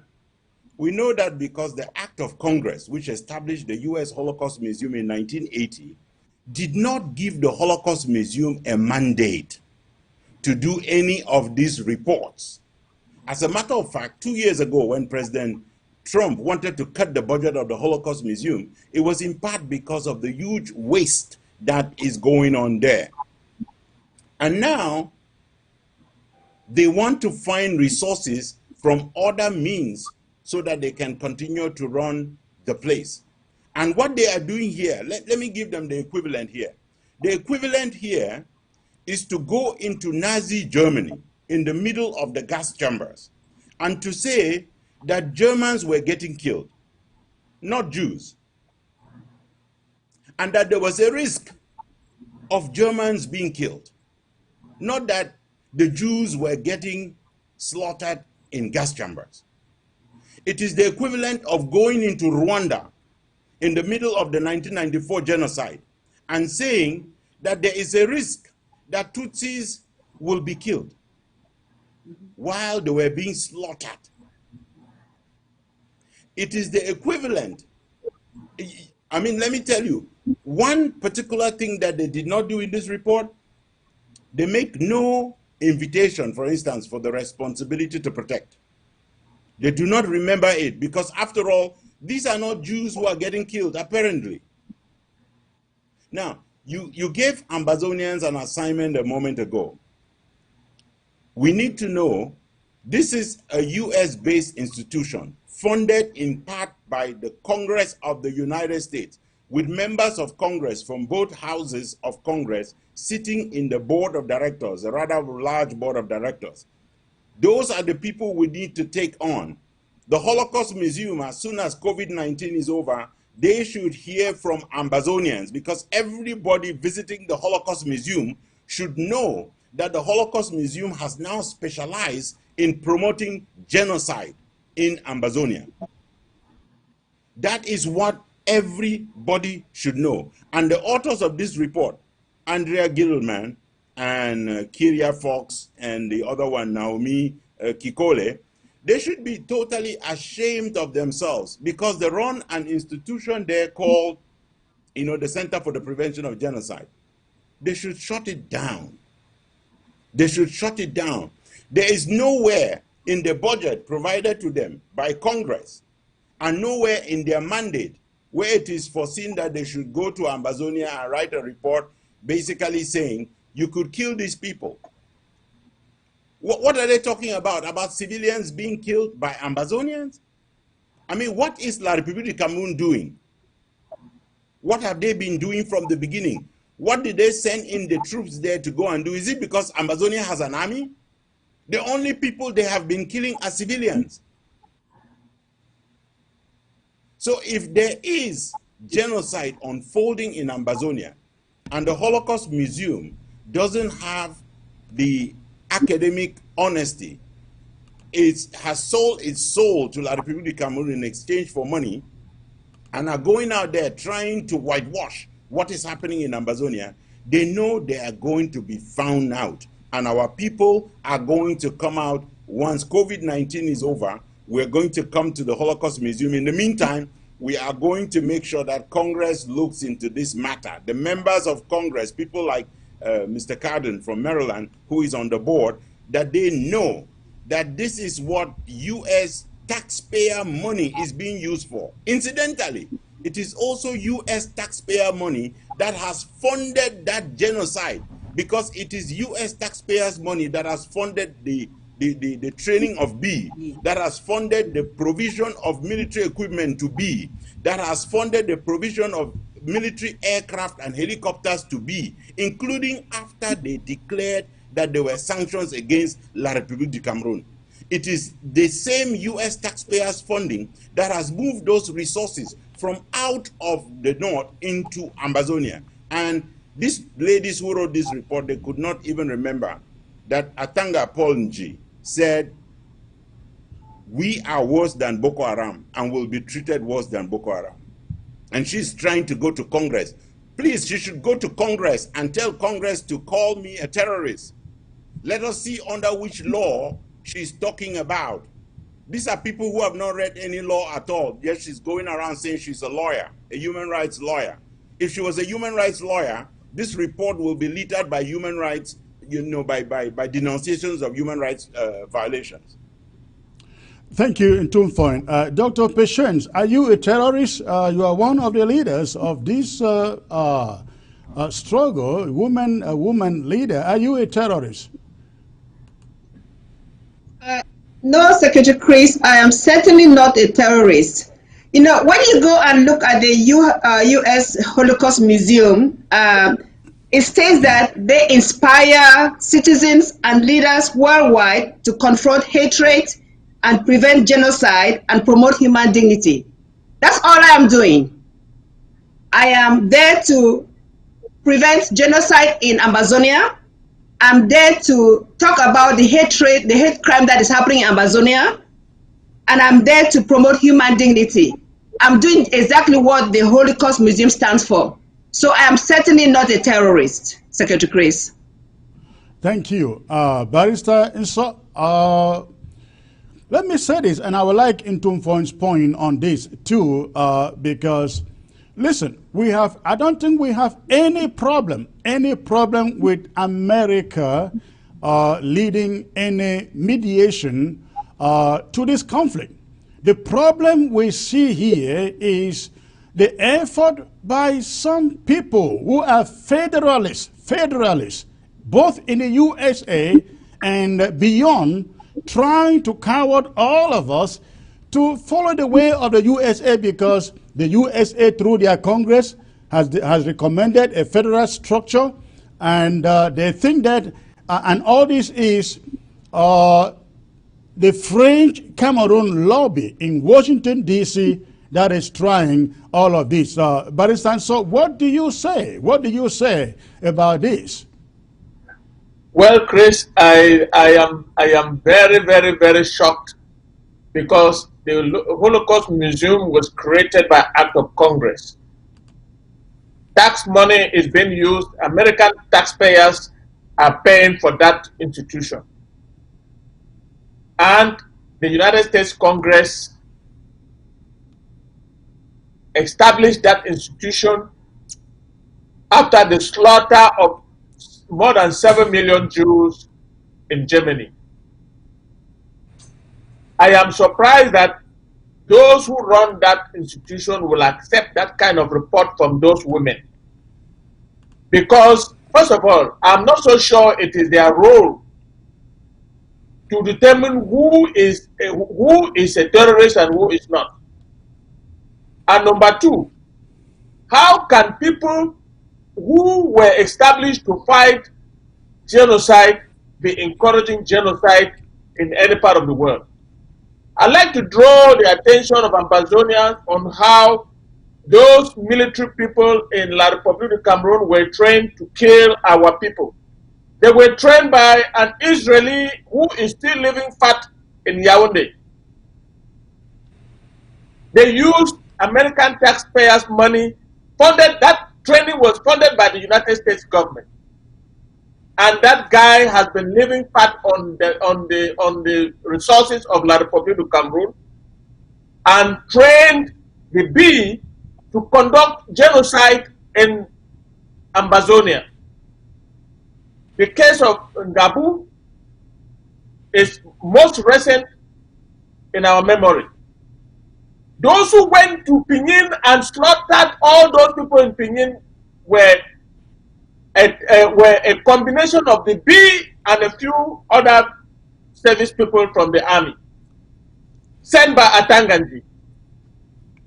And for the Holocaust Museum not to see the massacre and the genocide in Ambazonia conducted by La Republique du Cameroon, and go on telling lies about what happens in Ambazonia, that Ambazonians have been killing people. Who were those who declared war on us, La Republique du Cameroon? Ambazonia has no standing army. We were forced to defend ourselves as civilians. And the groups that you see from the beginning that were fighting to defend themselves were all civilians. The interim government has just put them together to bring sanity and make sure that we continue to defend our people who are being slaughtered every day by La Republique du Cameroon. How can an institution that the Holocaust Museum, that everybody respected around the world when it was created because of what happened to the Jews. How does Israel think about that? How does Israel think about its citizen that is living fat in La Republique du Cameroon, training people to slaughter our people? How do they think about that?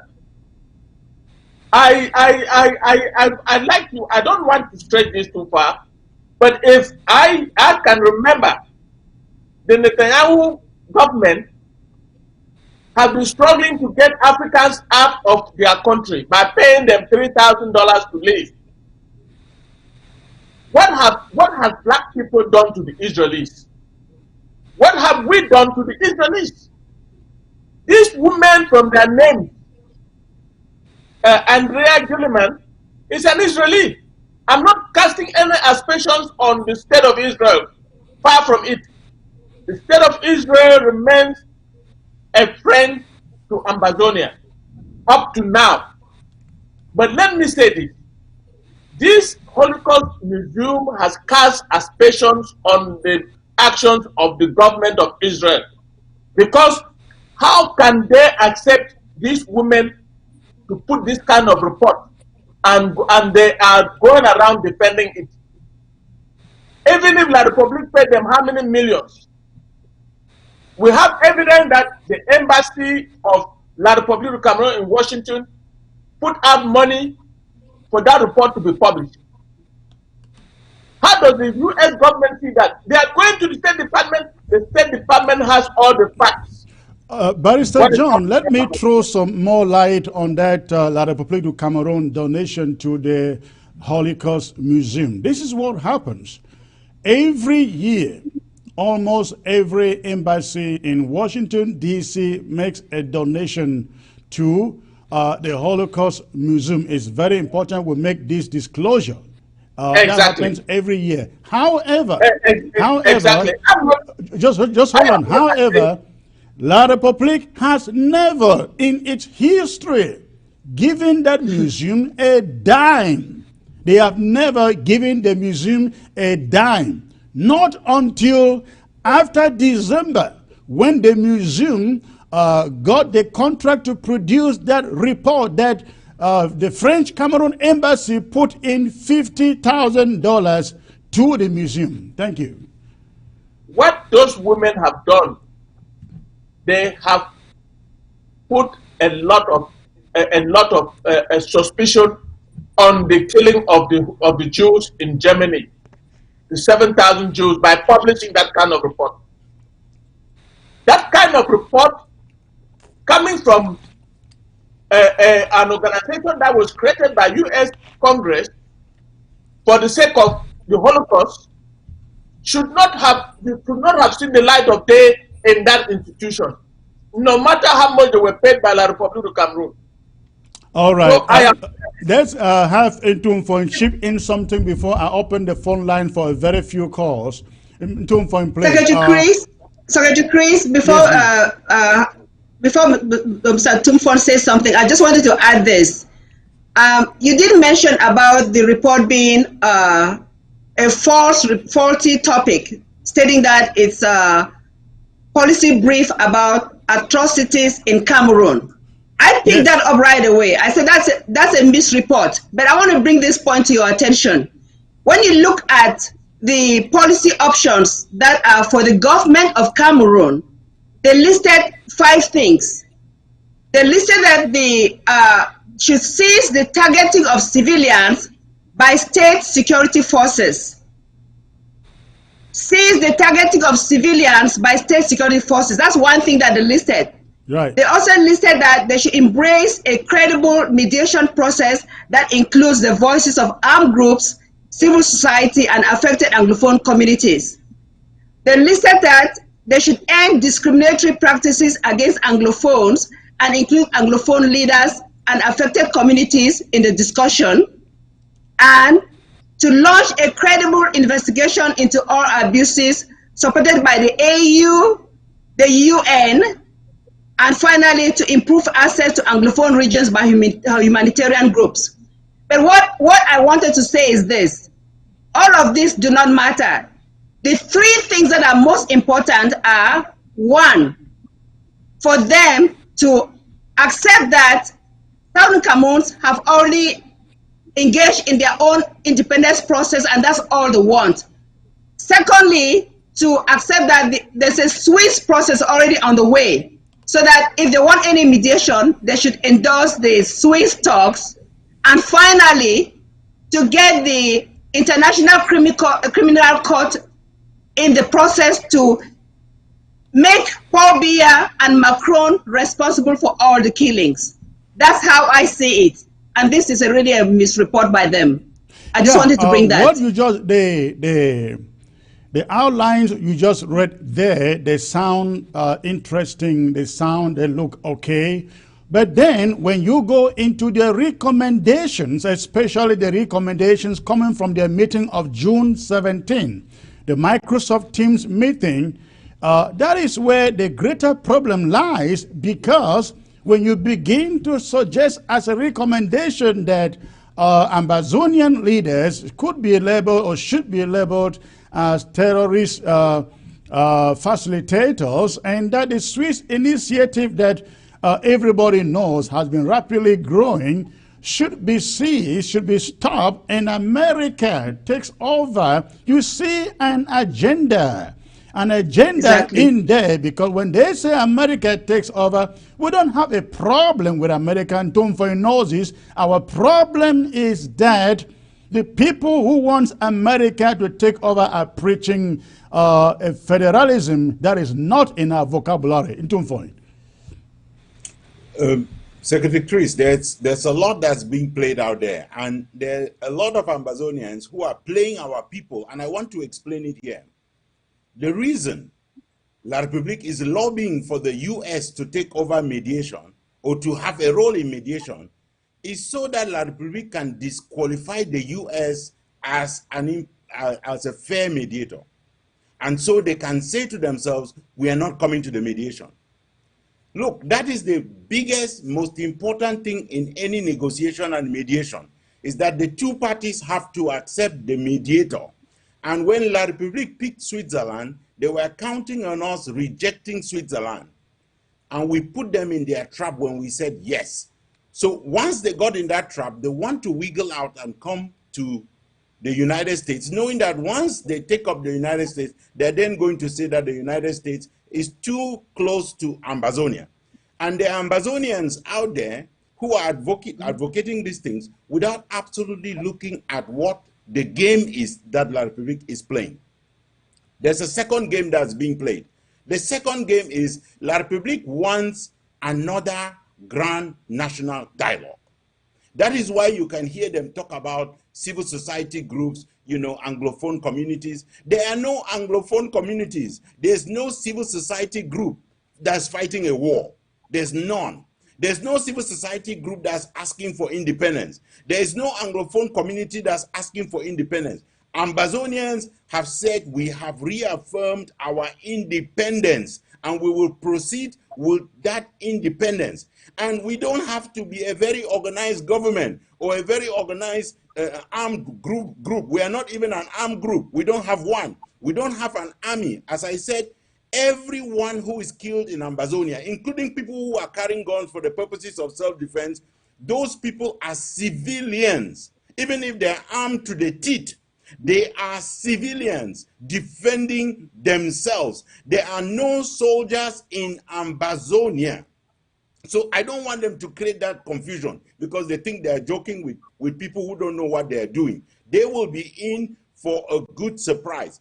If they think that they need to have those they call civil society, which essentially is to go and pull in their groups that advocate federalism, that advocate a one and indivisible Cameroon, those people belong to the one and indivisible delegation that is coming to the Swiss talks.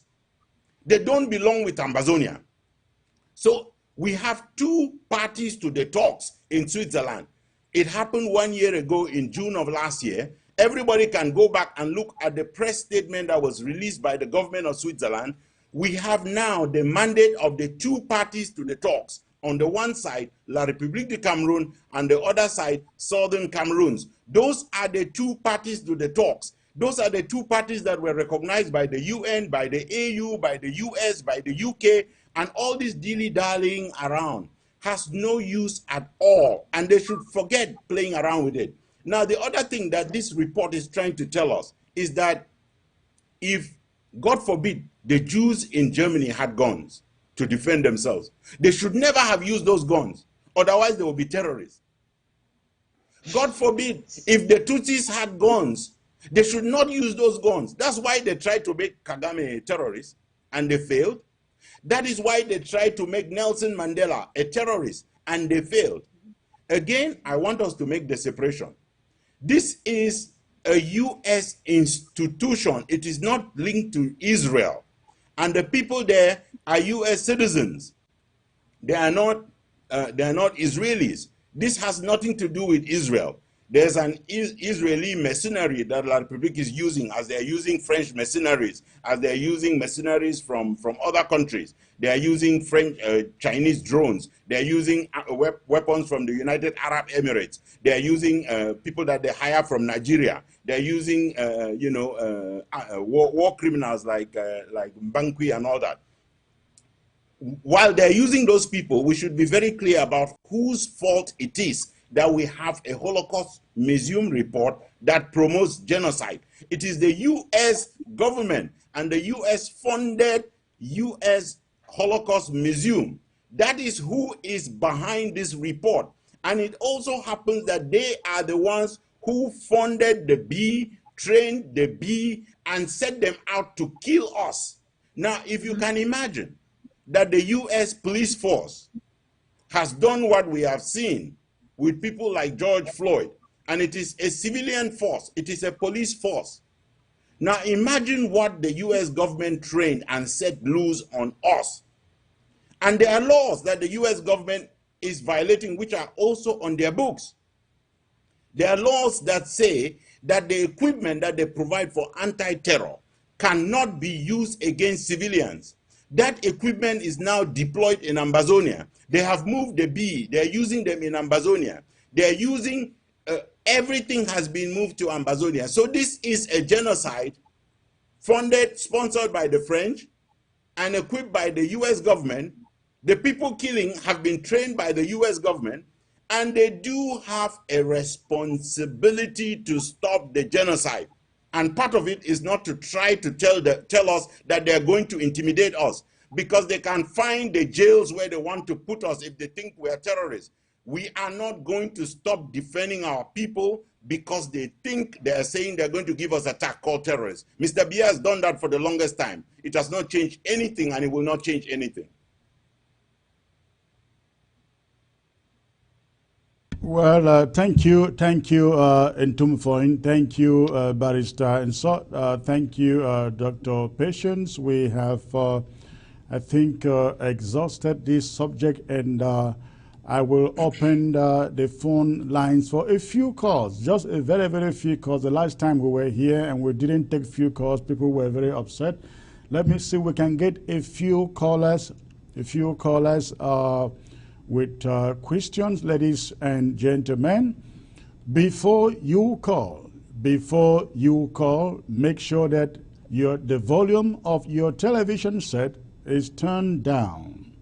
Make sure the volume of your set is turned down before you call, because if you call with an echo in your background, I won't be able to take your call. I will take the calls of those who are ready. Thousands of calls come in within minutes of these open lines, and we don't want to waste time picking calls from people who are not ready. Okay, I think the first caller is right here. Let me see where the call is coming from. Okay. Hello, sir. Yeah, good afternoon, Secretary Chris, and good afternoon to all the panelists in the studio with you there. Good afternoon, sir. This is the voice of Sama Thomas, I guess. He's the one. All right. 1 minute. What is your comment or question, sir? Well, I want to thank especially my big brother, Comrade Boo Herbert, for the enlightenment which she has given to us all out here, and to say that the Jews shouldn't forget that after the First World War, the League of Nations decided that they should be sent back to what was designated their homeland. And they were sent there, and they claimed it to be their homeland. And they shouldn't attempt to deprive the people of the Southern Cameroons by their action of their own homeland, or else we would term the Jews our own enemies. And the Holocaust of 1945 would be a child's play if they continue down that line. Secondly, I wanted to also appeal to Dr.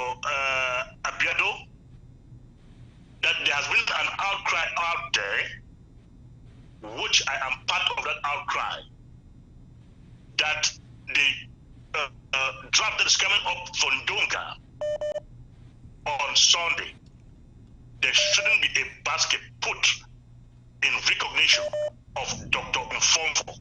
For Dr. Mfomfo owes his let's focus, Comrade Thomas. Let's focus on the subject of the day.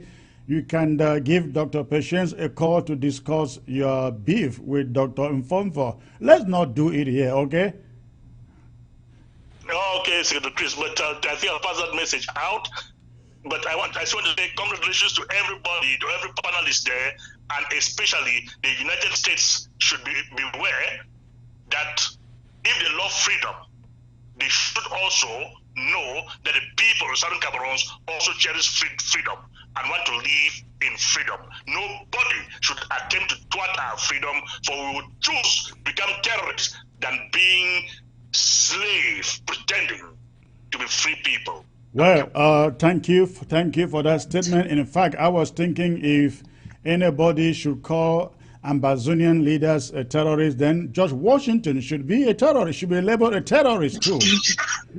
All right, thank you for the call.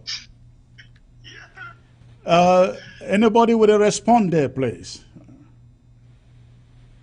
Speaking of George Washington, I mean, the Holocaust Museum should know that when the U.S. Independence War started, there were many ragtag armies in the United States, okay? They were fighting all over the place.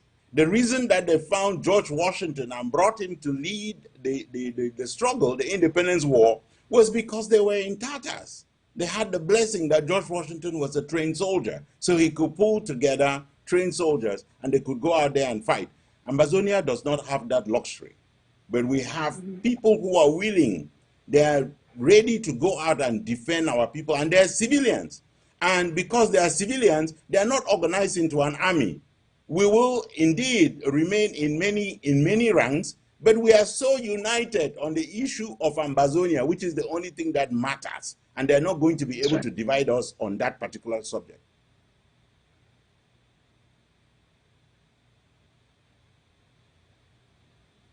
Right. All right. Let's get to the next caller. Hello. Hey, hello, Mr. Secretary. Good evening. Good evening, sir. May I know where you are calling from, please?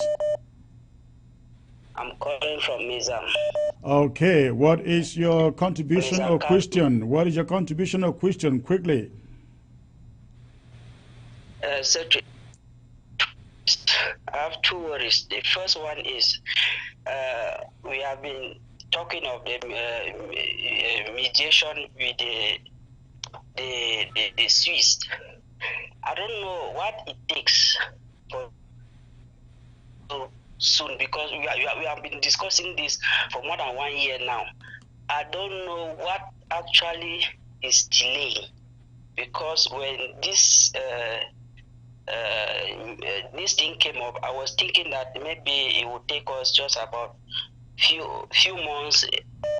The Swiss is coming to liberate us, but it has been dragging. What is really the problem? I want you to come clarify us. Okay. So that, we should. Okay, I will let Ntumfon. I think you should to clarify that. Ntumfon, please.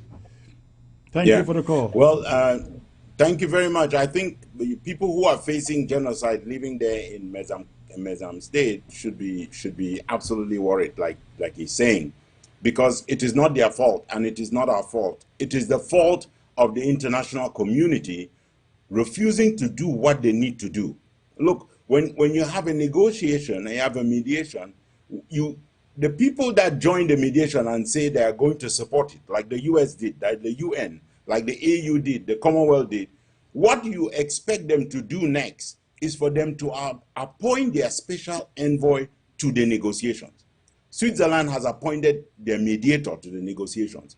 The US, to show that they are serious, need to appoint their envoy to the negotiations. The UK needs to appoint their envoy. The UN needs to appoint their envoy, so that we can now gather the delegations from both sides and start the process. Not only that, they need to absolutely ask La République du Cameroon, because they know who is not at the table of negotiations right now. Ambazonia was at the table of negotiations in June of last year. La République was not there. La République has been playing delay tactics to come to the table of negotiation. Now, I want Ambazonians also to understand the kind of progress that we have made. I'll give you one country, South Sudan. If you go and look up in history, the first initiative at negotiations, the independence of South Sudan, started in 1983. South Sudan obtained independence in 2012. Now, between that first initiative in 1983 to 5 years before independence, it was only 5 years before independence, before the talks got the endorsement that Ambazonia talks got in Switzerland, which means the UN backed the talks, the US backed the talks, the AU backed the talks. So they backed those talks as we were going into Navisha in Kenya, where they negotiated a comprehensive peace agreement. So you should know the kind of progress you have made. You have leapfrogged the period. The reason La République is delaying to come to the table is because they don't fight with guns at the table, and they don't have a single argument to bring to the table.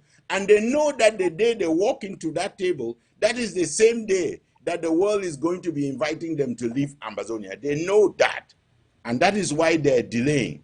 But this thing is like a pregnancy. It does not grow backwards. We will see it. So La République can hide. They can run, but they cannot hide. Into point, I just like you to clarify a point. There was a commentator in one of the TV stations in French Cameroon who said, those of you who went to Swiss, the reason the Swiss talks are delaying is because we demanded a million francs each. They said $1 million each. Well, I mean, what else is new? Let me tell you this. First, it is false, totally and completely false. Number two, who would we have been demanding the 1 million from? From HD, the NGO that they said doesn't have any resources? Don't you remember, Secretary Chris, that while we were in Switzerland, they published a report saying that the regime of Mr. Biya was quarreling the fact that we were there. Okay? And they indicated that the reason the Swiss were doing this is because they wanted the port of Douala, they wanted cocoa from Cameroon. So now, who was paying who? So, look, you should not believe, first you cannot believe Equinox TV, which we should sue, for running that kind of nonsense, and you cannot especially believe them when the person who is talking there is an agent of the Biya regime accusing the other side. Now, people keep trying to confuse this stuff. There's something about sourcing. There's a credible source for an information, and there's a non-credible source. Now, if I give information regarding La République du Cameroun, if I say that La République du Cameroun is slaughtering our people, because I'm an Ambazonian, somebody is going to want to fact-check that story, because I am on one side of the struggle. Now, when you see Ambazonians believing a CPDM propagandist who is sitting on Equinox and saying that Ambazonians were asking for 1 million, you have to ask them, if they have the proof, why are they not putting it out? Ambazonia, I've been fighting for this struggle. I have a PhD from UCLA. I'm an activist for our cause. So that's all.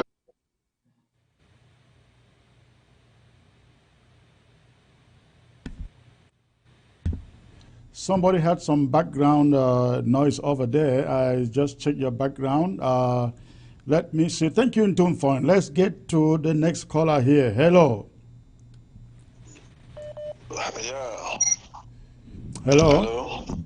Hello, sir. Yeah. Where are you calling from? I'm calling from Meme. Okay. What is your contribution, sir? 1 minute. I we really appreciate what you are doing there. It is marvelous for us, and we are thanking that God should continue to guide you. Thank you. Yeah. Now, my first point is that any freedom fighter in the world, mostly the black, they always call them as terrorists. Nelson Mandela was a terrorist for the first phase of the freedom of South Africa before become a freedom fighters. So we know white always consider them. They always consider Africa as their port, as well to explore. So to just come in immediately to solve the problem, it will be difficult. That is the first point. Then the second point is that last week I struggled to have a contact, but it was not going on Monday. Okay. Yes, the French said that the French Cameroon said that they want to reconstruct Southern Cameroon. Have they ever construct Southern Cameroon before reconstruct it back? Now, we know of our parents talking about 1961. There were so many institutions which they destroy it all. Or maybe they want to start to reconstruct all their damage from 1961 before going to switch negotiation table. So we don't really know. Maybe they want to start construct WADA, PWG, PowerCam, Tico Seaport, Tico WAF, Limbe Natural Seaport, UN. There are so many institutes that Southern Cameroon had. Cameroon Bank, Tico Airport, Manfe Airport. There are so many, right? There are so many. Thank you. I think we get the point you are trying to make. Absolutely, there is nothing they can construct. They want to reconstruct. Let them wait for the war to over so the reparations take care of that, right? Oh, yes. All right. Thank you for the call, sir. Okay. I'll take maybe one more caller. This is from the USA, I guess. Hello, sir. Hello. Hello. Hello. Yes, sir. I can hear you. Where are you calling from, please? Yes. Hello. Yes. Hello. Yes. This is Pastor Victor calling, sir. Oh, hello, Bishop. How are you, sir? No, I'm doing okay. Okay, you have 1 minute.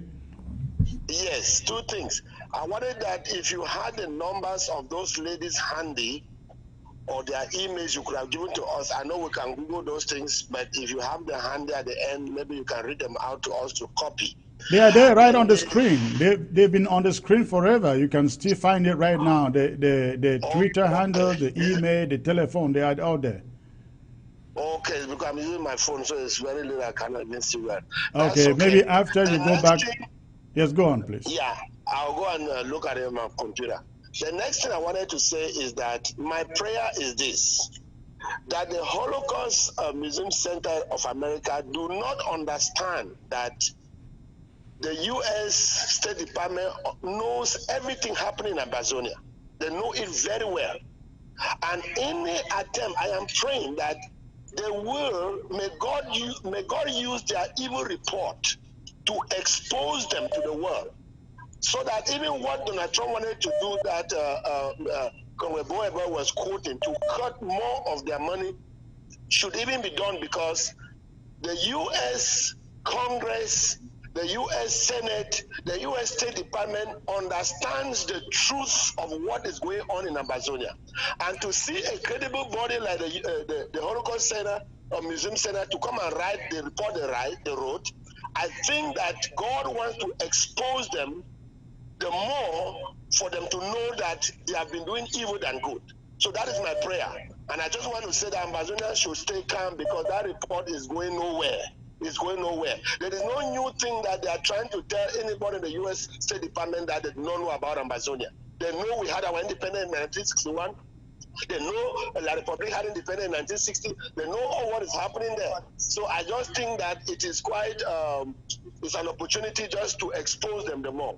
All right. Thank you so much. All right. Yes. Thank you, sir. Thank you for the call. Again, ladies and gentlemen, you have their contacts on your screen, the Twitter handles, their emails, and of course, a telephone number to their office in Washington, D.C.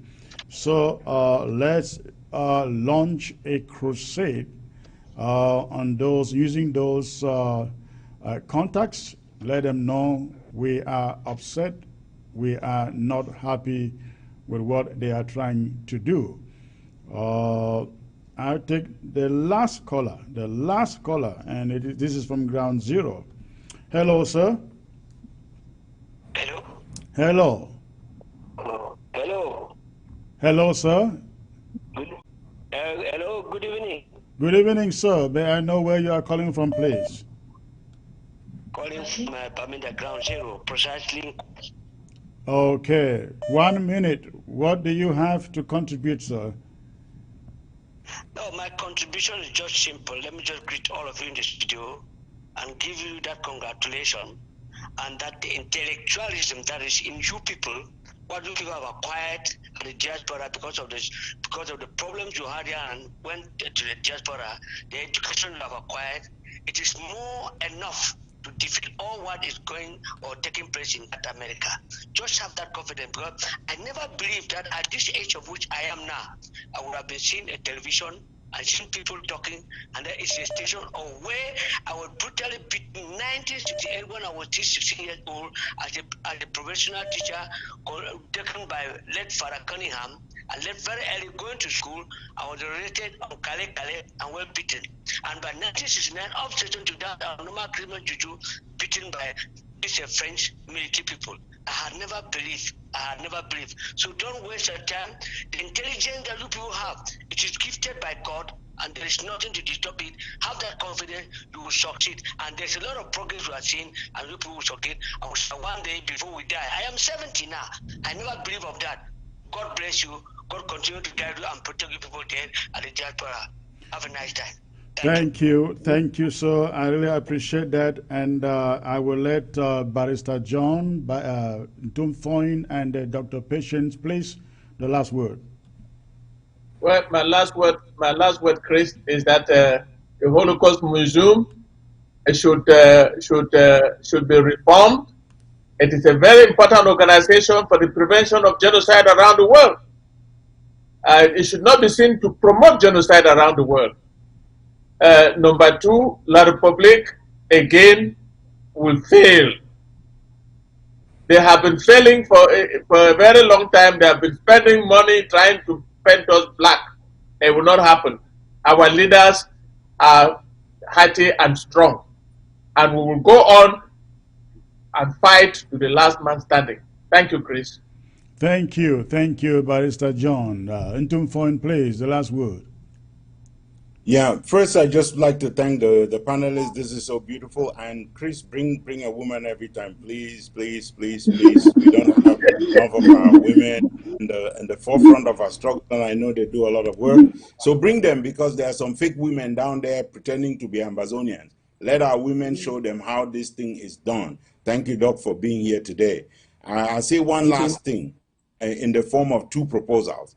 I think that in addition to all the bombardment that we should do on Twitter, on Facebook, on the phone, in the direction of the State Department, and I'm not a lawyer, but I believe we should sue the Holocaust Museum. Sue them on the grounds of promoting genocide, of denying genocide, which is a crime. I mean, come on now. Nobody can deny that the Holocaust existed. That's what they're trying to do in our case. We should sue them here in the District of Washington. They don't have immunity. We should drag them before the district court in D.C. and teach them a lesson. We should demonstrate. Yeah, I agree with you. we should demonstrate to the Congress of the United States that contributions that they receive from governments, especially dictatorial governments like Mr. Biya, are corrupting in nature, and those resources are being used to further the genocide of other people. And we should bring the Jewish community as our partner in this lawsuit. They should not get away with it. We should take action before a court of law.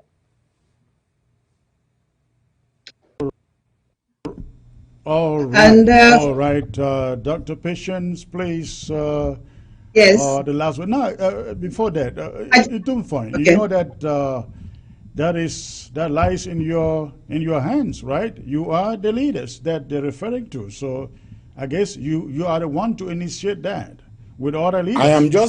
I am just prompting our people, because they will hear our first lawsuit that will be filed soon.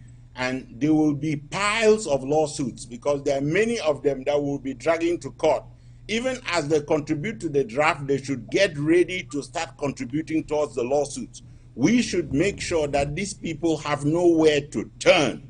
This is a country of laws. We will drag them to court and demonstrate with pictures and videos and evidence that this is what is going on in Ambazonia, and they have set up a scam to try and deny it. All right, awesome. Dr. Patience, go on, please. Yeah, first of all, I want to thank my co-panelists that I appreciate being here with you both today. My message for the Southwest, Northwest women is simple, that here in America, we have something called Black Lives Matter. I want to challenge them that Ambazonian lives matter. Let them go out on the streets and protest in Bulu Town, in Yaoundé, that Ambazonian lives matter. That's one challenge for them. And if they cannot do that, let them listen to the video or the audio from the parliamentarian from Boya who is denouncing the Biya regime and join suit, because we'll be going to Boya very soon. With regards to the Holocaust Museum, I really like Comrade Bo's suggestion of suing them. And we want to challenge the co-authors of that report, Andrea Giruman and Kyra Fox, that they need to retract the report and say that there is a genocide right now in Ambazonia and not a risk of genocide in Cameroon, because there is one right now in Ambazonia. Thank you very much for having us here today, Secretary Chris. Thank you so much.